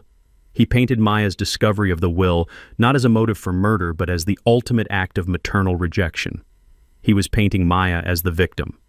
A daughter who finally snapped, he said, under the crushing weight of an abusive husband and a cold, unloving, money-hoarding mother. I could feel Evelyn trembling beside me, but she never looked away. She just stared at the lawyer, her face a mask of stone. Evelyn was the prosecution's first major witness. I held my breath as I watched her make that long, painful walk to the stand. She settled herself in the chair, her frail hand shaking as she adjusted the microphone. She did not look at Maya, not once. "Mrs. Harrison," the prosecutor began, his voice gentle, "can you tell the court about your financial situation, specifically an inheritance you received?" Evelyn's voice was quiet, but it filled the silent room. It was clear and it was strong. "My Aunt Josephine passed away 20 years ago," she said. "She left me her estate. It was significant." "And why, Mrs. Harrison, did you keep this inheritance a secret from your husband and your daughter for 2 decades? This was it." I leaned forward. I needed to hear this again to understand. "My father," Evelyn said, her eyes fixed on the back wall as if she was watching a movie only she could see. "My father was a gambler." She told the story. The one she had whispered to me in the ICU, the story of a man she loved, a man who could charm a room but who had a sickness. She told the jury about growing up watching her mother hide money in sugar bowls. She told them about the day her college fund vanished. She told them about the day she came home from high school at 17 years old to find that her father, unable to live with the shame of losing their house, had taken his own life. "I found him," she said, her voice thick with a 60-year-old pain. "I learned that day that money wasn't just money. It was a poison. It was a disease. It could rot a person from the inside out." The courtroom was absolutely still. "When I received that inheritance," she continued, "I was terrified. I was terrified it would poison us, that it would make us weak, that it would hurt my family the same way my father hurt his. So I hid it. I invested it. I told no one, not even my husband. I was so afraid." "And why did you change your will?" the prosecutor asked softly. "Because I saw the sickness in my daughter," she said, her voice finally cracking. "I saw his sickness in her, the little lies about money, the way she always needed more. I found her bank statements. I saw the withdrawals to the online casinos, just like my father." "So, you disinherited her?" "No," Evelyn said, her voice ringing with conviction. "I didn't do it to punish her. I did it to save her. I thought if she hit rock bottom, if she knew she would get nothing, maybe she would finally agree to get help. I was going to use that money, all of it, to pay for the best treatment in the country. I was going to save my baby girl." She finally broke, just for a moment, a single sharp sob escaping her. "I left the money to the gambling charity in the will as a threat, as a last desperate wake-up call. I never thought she would read it and the defense lawyer stood up. He had a thin, reptilian smile. "So, Mrs. Harrison, you admit you lied to your husband for 20 years. Evelyn stiffened. "I kept a secret to protect my family." "You lied," he repeated, his voice sharp. "You built your entire marriage, your entire life on a foundation of deceit, a $1.2 million lie. Is that correct?" "Objection," the prosecutor snapped. "Argumentative." "Sustained. Rephrase, counselor." The lawyer didn't miss a beat. "You hid this massive fortune, and then when your daughter, your only child, was clearly in desperate financial trouble, your final desperate move was to threaten her, to cut her off, to give her inheritance to strangers. I was trying to help her get better. You were trying to control her, weren't you?" he shot back, "just like you controlled your husband for 45 years by hiding the truth of your wealth." He then turned his gaze on me, sitting there in the front row. "And Mr. Harrison," he said, though he was speaking to the jury, "he had a problem with Mr. Powell, didn't he? A problem that started the day he found out his daughter was marrying a white man. Objection, I roared, standing up before I even realized I was moving. That's a lie. Sit down, Mr. Harrison, the judge commanded. The lawyer just smiled, satisfied. The seed was planted. He had painted us exactly as he wanted: a lying, controlling wife and a prejudiced, angry husband. The prosecution's next witness was Jason. He was quiet, factual, and heartbreaking. He recounted the attack, the knife, the terror in Evelyn's eyes. The defense lawyer tore into him, painting him as a violent, cheating man who was now lying to save himself. By the end of his testimony, the jury looked confused. It was our word against Maya's. A he said, she said, built on a foundation of our family's lies. I leaned over to Angela Russo. It's not enough, I whispered, my throat tight. They're making them doubt us. She just smiled faintly. Don't worry, Lewis. We saved the best for last. The prosecutor stood up. The people call their next witness, Mr. David Henderson. Mr. Henderson walked to the witness stand just like he'd walked across my daughter's lawn. Slowly, deliberately. He wore a simple pressed suit and a tie. He looked directly at the jury, then at Maya, then at me. He looked like a man who was about to do a job he didn't want to do but would do right. The prosecutor was brief, just establishing who he was, where he lived, and what he did on the night of the incident. Henderson's voice was low, clear, and certain. He recounted everything he'd told me, the yelling he'd heard for weeks, the escalation, and finally the sounds he heard that night. The man's voice shouting, "Maya, you're hurting her," the desperate cry to call 911. Then it was the defense's turn. Maya's lawyer, the slick one, glided up to the witness stand like a snake moving through grass. He gave Henderson a thin, condescending smile. "Mr. Henderson, is it? Thank you for your service," he began, his voice dripping with false sincerity. "You were in the Army, you said Signal Corps. That must have been some time ago. 1968 to 1988, Henderson replied, his voice flat. "Quite some time indeed," the lawyer said, nodding to the jury. "Mr. Henderson, you've testified that you heard a great many things on the night of this tragedy. You heard voices through walls. You heard sounds across a yard, in the dark. My windows were open, counselor. It was a clear night." "A clear night," the lawyer repeated as if this were a ridiculous detail. "Sir, let's be honest. You're, 68, 70? 67, Henderson said. 67. And you're claiming that your hearing is so perfect that in the middle of a chaotic, emotional family argument, a fog of war, as you military men might say, you could perfectly distinguish every single word and correctly attribute it to the right person. A person you'd only heard through a wall a few times before." "Yes, sir, I could." The lawyer laughed, a short barking sound. "You're very confident. But let's get to the facts, shall we? You're not a family therapist. You're not a relationship expert. You're a man who eavesdrops on his neighbors. Isn't that right? I'm a man who sits on his porch. And you heard things. You didn't see anything, did you, Mr. Henderson? You didn't see my client, Maya Powell, touch her mother. You didn't see her touch her husband. You didn't see her with a knife. All you have is a collection of sounds that you, an old man with a grudge, perhaps have interpreted to fit a narrative. You heard, but you did not see. Isn't that the truth?" The lawyer leaned in, placing both hands on the witness box. "Yes or no, Mr. Henderson? You heard sounds. You did not see what happened in that house." The courtroom was silent. I could feel Maya watching him, a smug, faint smile on her lips. She thought this was it, the final nail in his testimony. Henderson leaned back in his chair. He looked at the lawyer. He looked at the jury. He looked at the judge. Then he leaned forward into the microphone, his voice suddenly filling the entire room, cold and hard as steel. "Counselor, you keep asking me what I heard. You keep saying I didn't see anything. It's a yes or no question, sir." "No, son," Henderson said, and the authority in his voice made the lawyer flinch. "It is not. I'm an old soldier, as you keep pointing out. We're taught to observe.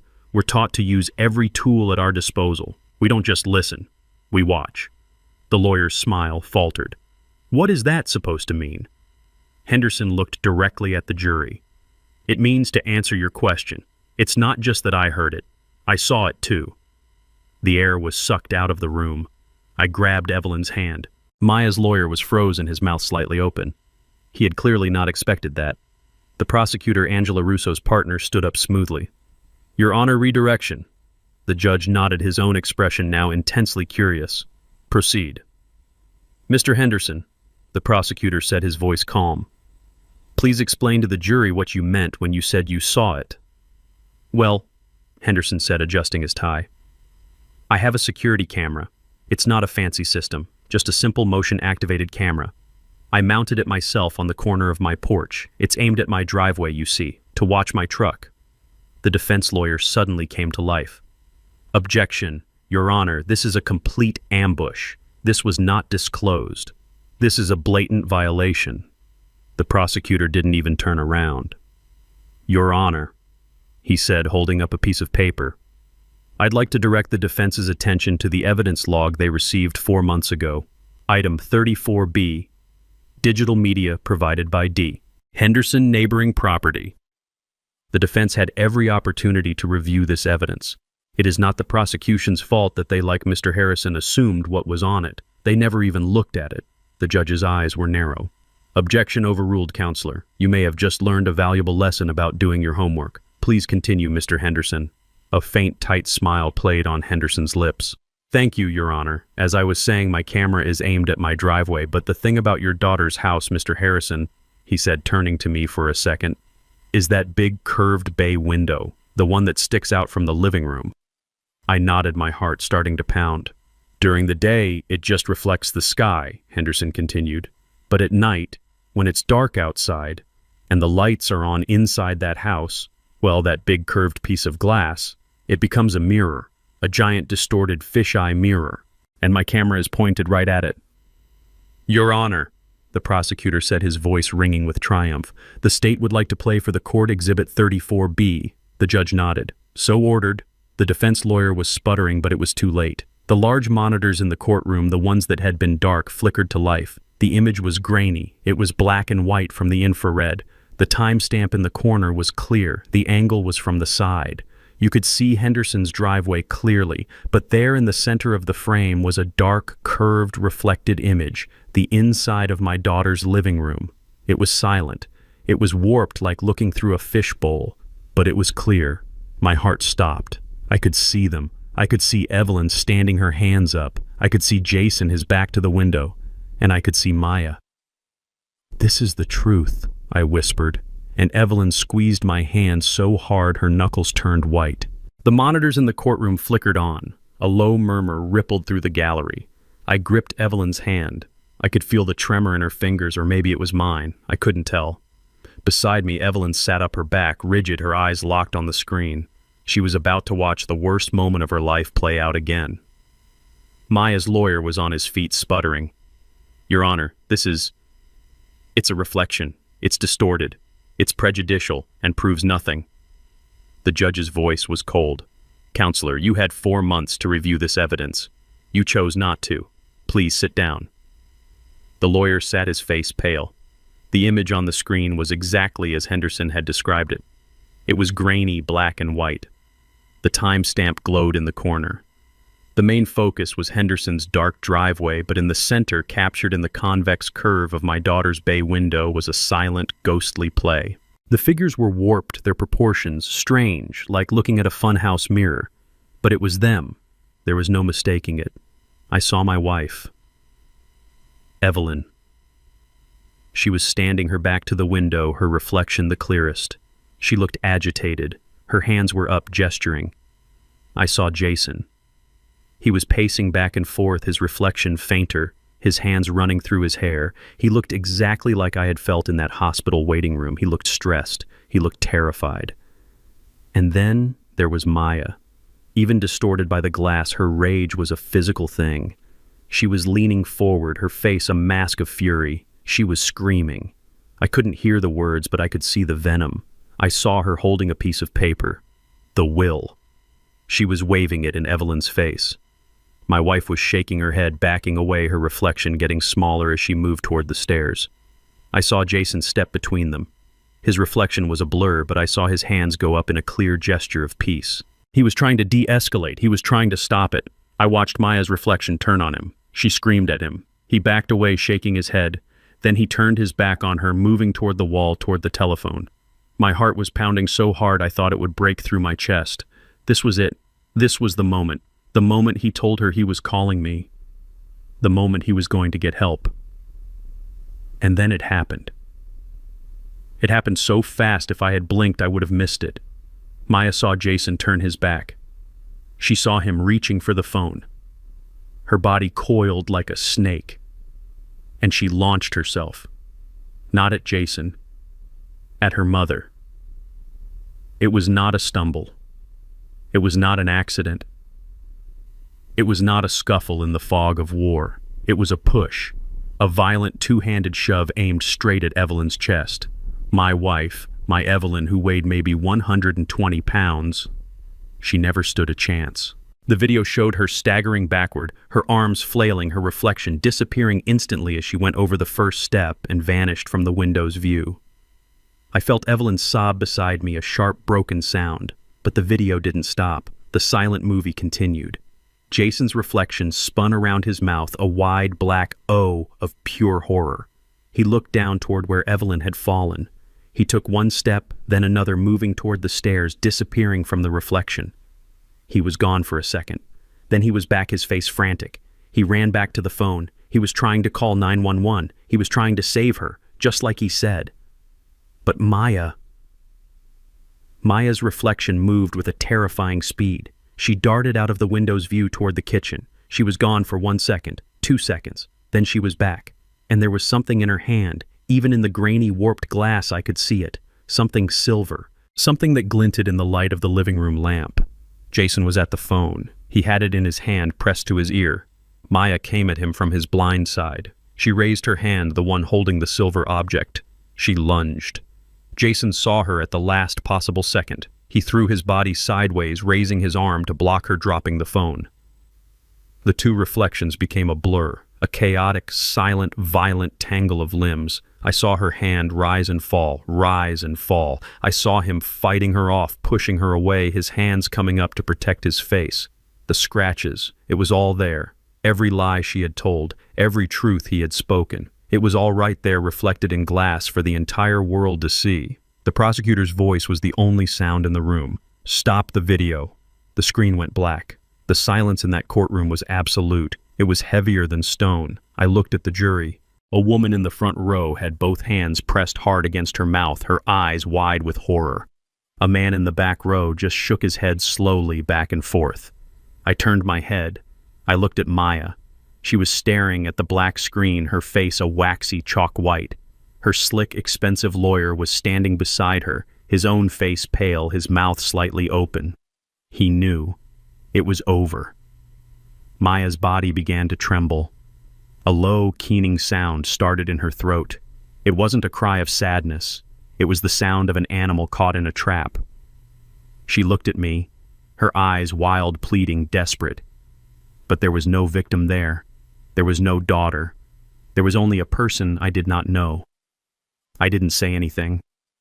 I just looked back at her. I let her see the truth in my eyes, and then she collapsed. She didn't faint, she just imploded. Her body slid sideways off the chair, hitting the floor in a boneless heap, her hands covering her head as she let out a wail that had nothing to do with grief and everything to do with being caught. The judge slammed his gavel. Order, order in the court. But it didn't matter. The case was over. It was 2 days later. The judge didn't waste any time. With the video evidence, the jury had returned a guilty verdict in under an hour. Manslaughter, aggravated assault with a deadly weapon. The lawyer's entire defense, his house of cards built on our family's lies, had been blown away by a single grainy reflection. I sat in the front row again, Evelyn beside me. This time, she was in the wheelchair. The testimony had exhausted her. Jason sat on my other side. I had insisted. Maya was brought in cuffs. She looked hollow. The fire was gone. She was just a 35-year-old woman in an orange jumpsuit, her life over. The judge looked down at her. He spoke of the profound betrayal. He spoke of the violence captured on tape. He spoke of the cold, calculated manipulation. He sentenced her to 20 years in a state penitentiary, 15 for the manslaughter, 5 for the assault. I watched her face as the sentence landed. I was waiting for something, a scream, a sob, a final plea. There was nothing. She just closed her eyes. As they led her away, she didn't look at me. She didn't look at Evelyn. She didn't look at anyone. She was already gone. I pushed Evelyn's chair out of the courtroom, Jason walking quietly beside us. We didn't talk. We just moved through the crowd of reporters, a strange, broken trio. That night we were back in Evelyn's hospital room. The doctor said she could come home in a week. Jason had been staying in a hotel. He came by to say goodnight.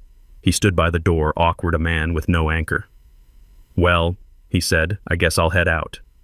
"Jason, wait," Evelyn said. Her voice was stronger now, clearer. He stopped.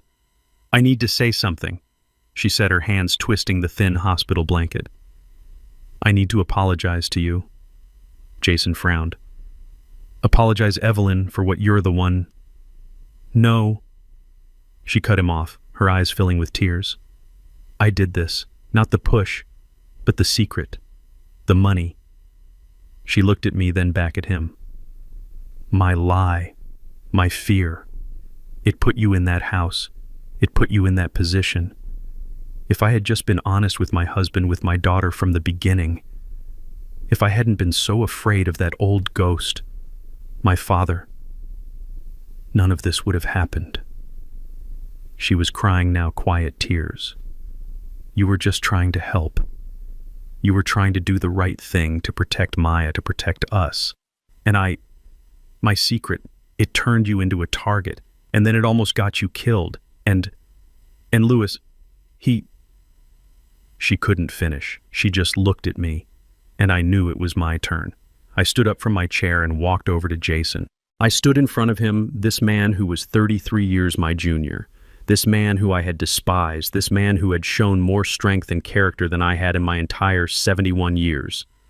"Jason," I said, and my voice was thick, "she's right, but she's not the one who needs to apologize.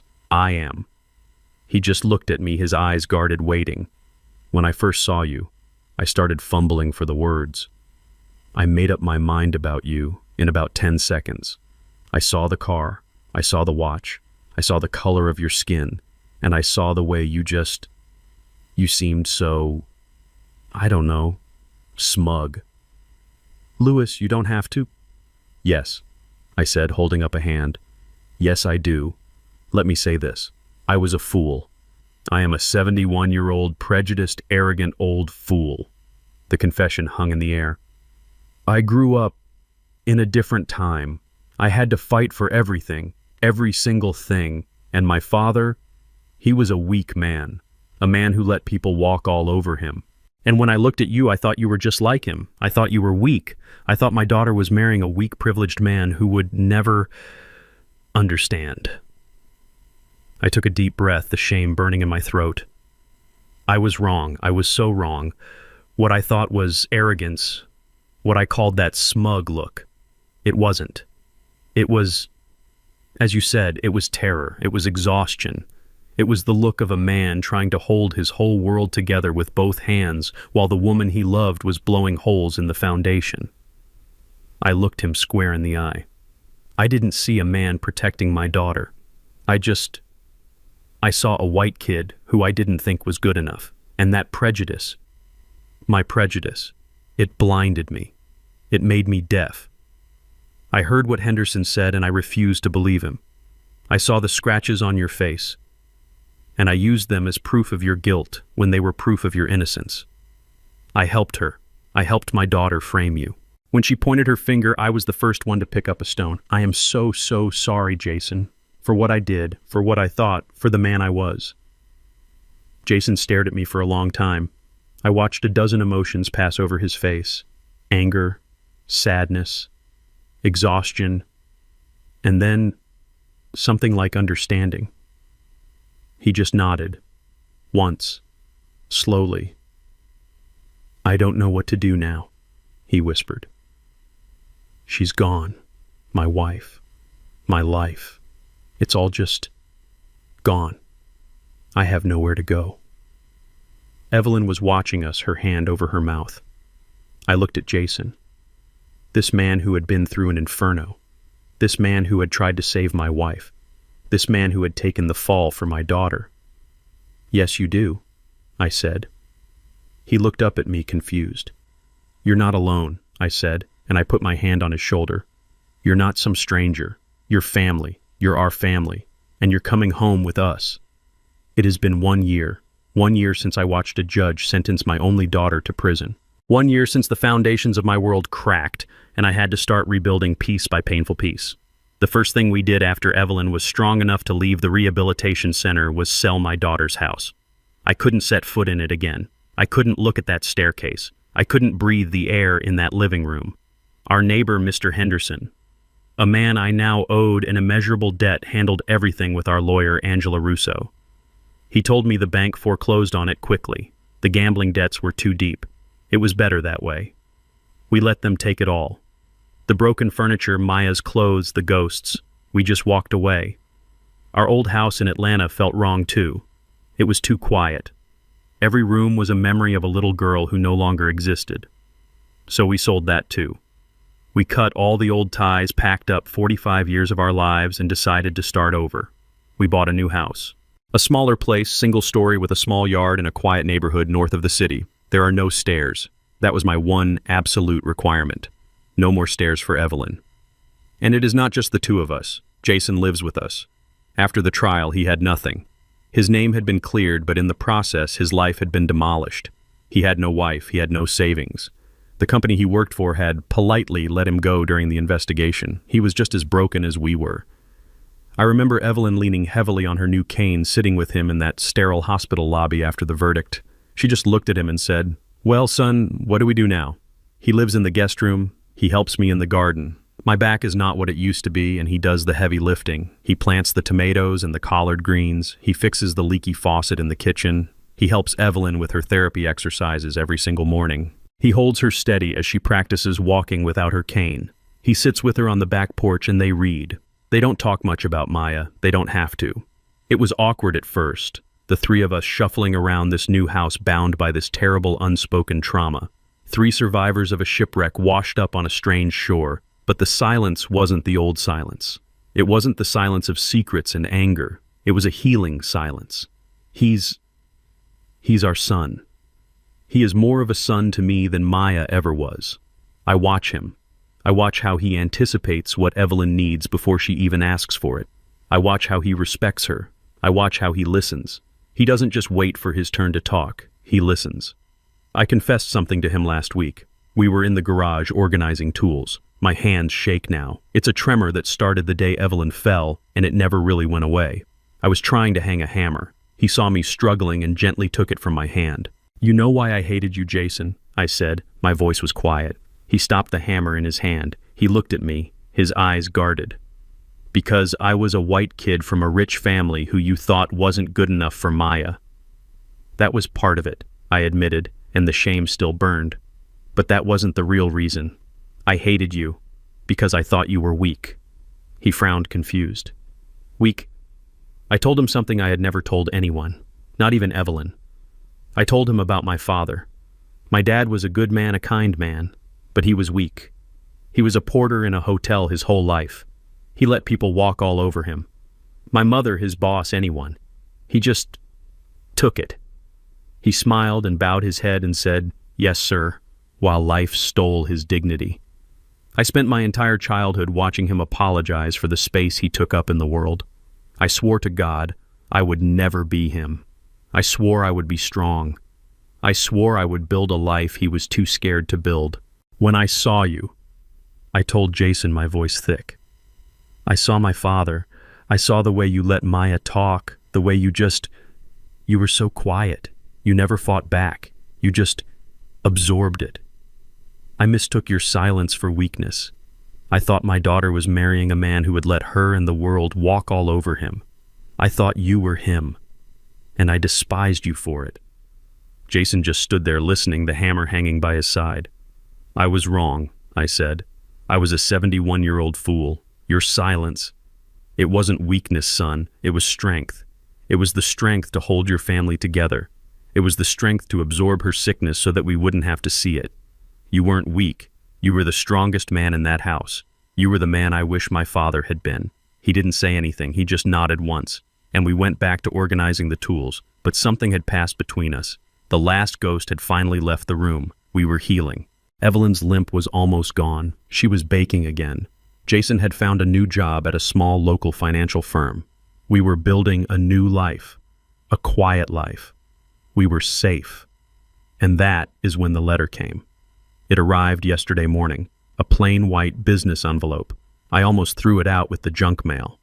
But the return address wasn't from a business. It was from the Georgia State Correctional Facility for Women. My hands started to shake again. That tremor. Evelyn saw it from the kitchen. "Louis, what is it? What's wrong?" I couldn't speak. I just held up the envelope. The color drained from her face. Jason walked in from the hallway, saw the letter in my hand, saw our faces. The new, fragile piece of our home instantly evaporated. "It's from her," Jason said. It wasn't a question. I stood there in the entryway, the letter feeling like it was burning a hole in my hand. Part of me, a dark, angry part, wanted to throw it straight into the fireplace. Just burn it. Burn her. Get her out of our lives. But Evelyn put her small, warm hand on mine. "We have to, Louis," she whispered, her voice trembling. "We have to read it. We have to do this together." I looked at Jason. He just nodded, his jaw set. I slid my finger under the flap. The sound of the paper tearing was too loud in the quiet room. I unfolded the single sheet of ruled notebook paper. It was my daughter's handwriting. Frantic. Angry. I began to read it out loud. My hands were shaking. That tremor. The one that started the day I saw Evelyn at the bottom of the stairs. It was back. I stood there in the bright, cheerful entryway of our new home, the sunlight streaming in, feeling the warmth of Evelyn's hand on mine. But the envelope in my hand felt like a block of ice. It was a plain white business envelope, flimsy, cheap, but the return address printed in stark black letters stole the warmth from the entire room. Georgia State Correctional Facility for Women. Evelyn's grip tightened on my hand. "Louis," she whispered, her voice suddenly frail. Jason, who had been in the kitchen making coffee, went very still. He looked over, saw the envelope, and the mug in his hand trembled. "It's from her," I said. The words came out flat dead. A year. We had 1 year of healing, 1 year of building this new fragile piece, 1 year of learning to sleep through the night without waking up in a cold sweat hearing the sound of a body hitting tile. All of it felt like it was about to shatter. "Throw it away," Jason said, his voice hard, protective. "Just throw it in the trash. Burn it. We don't have to read it." A part of me, the angry, wounded part, agreed. I wanted to. I wanted to rip it to shreds, unread, and pretend it never existed. Just make her disappear. "No," Evelyn said.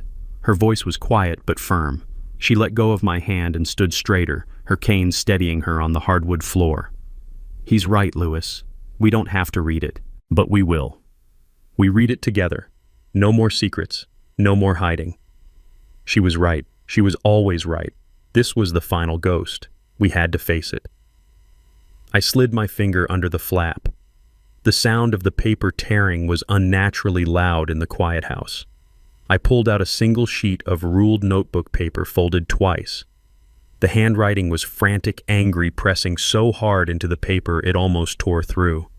I unfolded it. I held it in my shaking hands. Jason and Evelyn stood on either side of me, and I began to read it out loud. "To the people who destroyed my life," I read. Evelyn closed her eyes.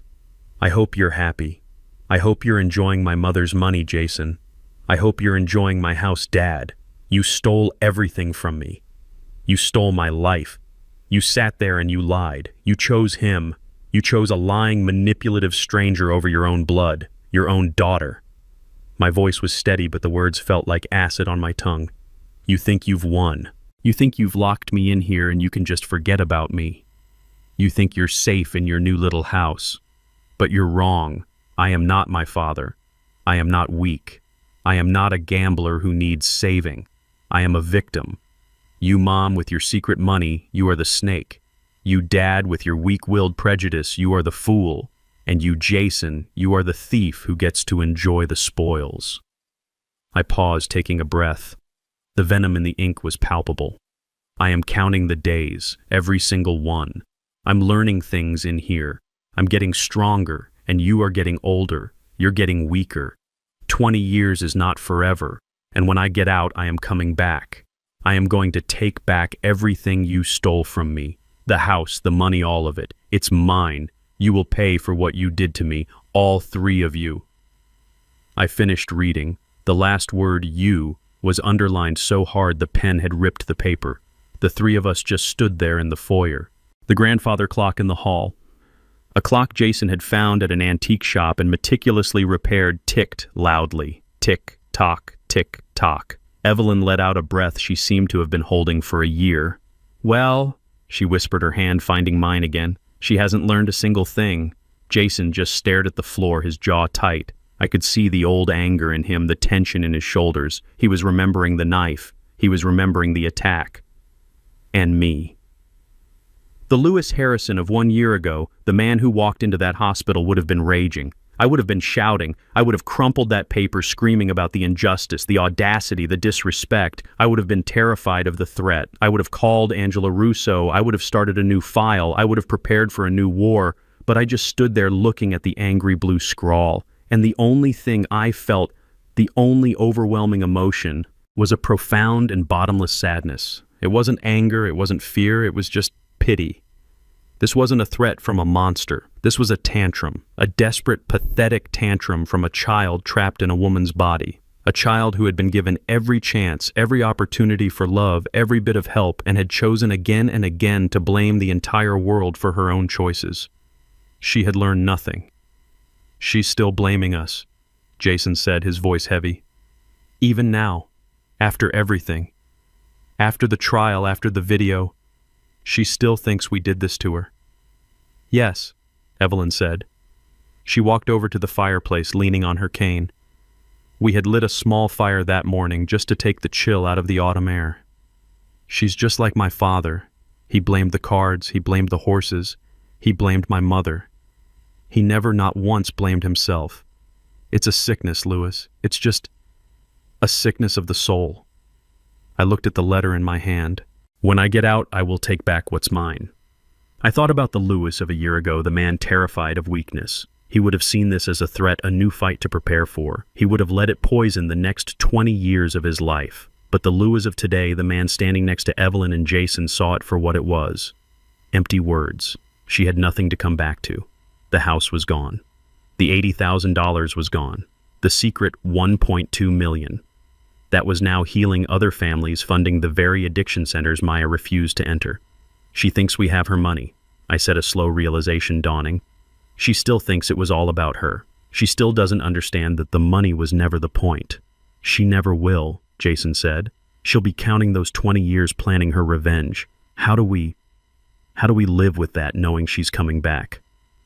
I looked at Evelyn, who was watching the fire, her face calm in the warm light. I looked at Jason, this good, strong man who had become my son in every way that mattered. This man who had faced down a knife to save my wife. This was my family. This new, strange, broken, and beautiful family forged in tragedy. I walked over to the fireplace. She's wrong, I said. Jason looked up. What? She's wrong, I repeated. She's not coming back to take everything. Because she can't. I held the letter over the flames. She can't take this house because we built it together. She can't take our peace because we earned it. And she can't take us because we chose each other. We faced the truth. She is still living in the lie. Evelyn put her hand on my arm. Jason stood up and came to stand on my other side. I let go of the paper. We watched it together, the three of us. We watched the paper curl, the edges browning. We watched the angry blue ink turn black, then gray. We watched Maya's threats, her rage, her blame, her entire toxic world turn into smoke. It floated up the chimney and disappeared into the bright morning sky. It was gone. She can't hurt us anymore, I said. And the words were true. The old Lewis would have taken that letter to the lawyer. He would have started a file. He would have prepared for a fight 20 years from now. He would have lived in fear. But I wasn't that man anymore. That man died in the hospital waiting room. Evelyn leaned her head on my shoulder. It's over, Lewis. It's finally over. Jason put his hand on her shoulder, a strong, protective gesture. He was looking at the fire. She has nothing to take, he said quietly. The money she wanted, it's already helping people. It's helping families just like ours. Families broken by this sickness. It's doing good in the world. That's the one thing she can never ever understand. He was right. The $1.2 million, the secret that had almost destroyed us, was now our legacy. Evelyn and I, with Jason as a co-signer on the new family trust, had endowed 3 different recovery centers in the state. The Harrison Powell Foundation, as Angela Russo had named it. Maya's inheritance was already at work saving the very people she refused to become. I looked at the 2 people beside me. My wife, my Evelyn, scarred but stronger than I ever knew. And Jason, the man I had misjudged so completely. This was my family now. Not born of blood, but forged in fire. We were 3 survivors standing in a new home, watching the last ghost of our past turn to ash. I put my arm around Evelyn. I put my other arm around Jason. "She's right about one thing," I said. They both looked at me. 20 years is not forever, I said. And when she gets out, she won't find us. We'll be long gone. But we'll have lived, we'll have healed, and we'll have done it together. The last glowing ember of the letter winked out. And in our new home, the 3 of us stood in the silence, finally, truly at peace. 6 months later, we were sitting on folding chairs in a brightly lit church basement. The coffee was weak and the fluorescent lights hummed just like they did in the hospital. But this place felt different. This was a place of healing. We were at a meeting for the New Horizons Recovery Center. It was a support group for families of gambling addicts. Evelyn, Jason, and I were just sitting in the back, listening. Evelyn walked with her cane, now her steps slow but deliberate. Her physical recovery had been remarkable. Her spirit, though, was still mending. Jason sat beside her, not as a son-in-law, but as a son. He wore a simple sweater and jeans. The tired, haunted look was gone from his eyes. He just looked present. A woman at the front of the room, a counselor named Sarah, stood up. "We have some people to thank tonight," she said, her voice warm. "This program, our family counseling wing, was going to be shut down due to budget cuts 2 months ago." She looked toward the back row right at us. "But thanks to a miraculous donation from the new Harrison Powell Foundation, our doors are staying open. We can help over 100 new families this year." A few people clapped politely. They didn't know the story. They just knew they had a safe place to meet. A young man, maybe 30 years old, stood up to speak. "My wife left me," he said, his voice shaking. "I lost my job. I stole from my own parents to feed the slots online. I hit rock bottom. This is the only reason I'm still here." I watched Evelyn as she listened. She reached out and took Jason's hand. He squeezed it gently. I sat there and thought about the money. That $1.2 million. It had felt like a curse. It was a secret born from Evelyn's childhood trauma, her gambler father. It was a poison that she had hidden, terrified it would destroy us. And in the end it did. It was the target. It was the motive. It was the reason my wife was pushed down a flight of stairs. It was the reason my daughter was in a prison cell. Evelyn had been right all along. Money, when hoarded and feared and lusted after, is a poison. It rots you from the inside. It rotted her father. It rotted our daughter. But now, sitting in this church basement, listening to this young man talk about his second chance, I finally understood the other side of it. That money wasn't a curse anymore. It was the antidote. The very inheritance that Maya tried to kill for the money she thought was hers by right was now being used to save hundreds of people just like her. The poison, when released with purpose, had become the medicine. This was the legacy Evelyn had tried to create with that final, desperate will, and now we were fulfilling it, not as a threat, but as a promise. I looked at Jason. He wasn't just living with us. He was a co-administrator of the foundation. He was the one who vetted the programs. He was the one who sat in on these meetings. He had lived inside the destructive storm of addiction for 5 years. He knew better than anyone who was real and who was just running a new con. He had taken the darkest chapter of his life and turned it into his purpose. He was helping Evelyn guide her secret, the secret that had almost destroyed him, and turning it into something good. He had found his own peace. When the meeting was over, the young man who had spoken came up to us. "You're the Harrison Powells?" he asked. "We are," I said. He just looked at us, his eyes wet. "Thank you," he whispered. "You don't know what you did. You saved my kids. You gave them their father back." Jason just nodded, his throat too thick to speak. We walked out into the cool night air, the 3 of us. We drove home in silence, but it was a comfortable silence. The kind you can only share with people who have seen you at your worst and chosen to stay. I pulled into the driveway of our new single-story home. The porch light was on. Evelyn was dozing in the passenger seat. Jason was looking out the window, lost in thought. I thought about Maya's letter, the anger, the threats. When I get out, I'm coming back. It felt like a story from another lifetime, a ghost story about a different family. She couldn't touch us. She was trapped in the past, obsessed with something that no longer had any power. I parked the car and turned off the engine. The silence was deep, broken only by the sound of crickets. I looked at Evelyn, her face peaceful in sleep. I looked at Jason, this good, strong man who had become my son. This was my family. This was my home. I didn't feel anger anymore. I didn't feel fear. I didn't even feel that profound, heavy sadness. I just felt quiet. We were home, and we were at last at peace. Here is a powerful lesson we can learn from this story. This story teaches us about the devastating power of secrets and prejudice. Lewis's judgment of Jason based on appearances blinded him to the real threat, while Evelyn's own secret born from past trauma created a target for greed. It shows how addiction and lies can poison a family from within, turning love into betrayal. But most importantly, it reveals that true family is not always defined by blood. It is forged in loyalty, sacrifice, and the courage to face the truth, proving that even after the deepest wounds, it is possible to rebuild a life of peace and purpose. What would you have done if you discovered a secret that changed everything you believed about your family?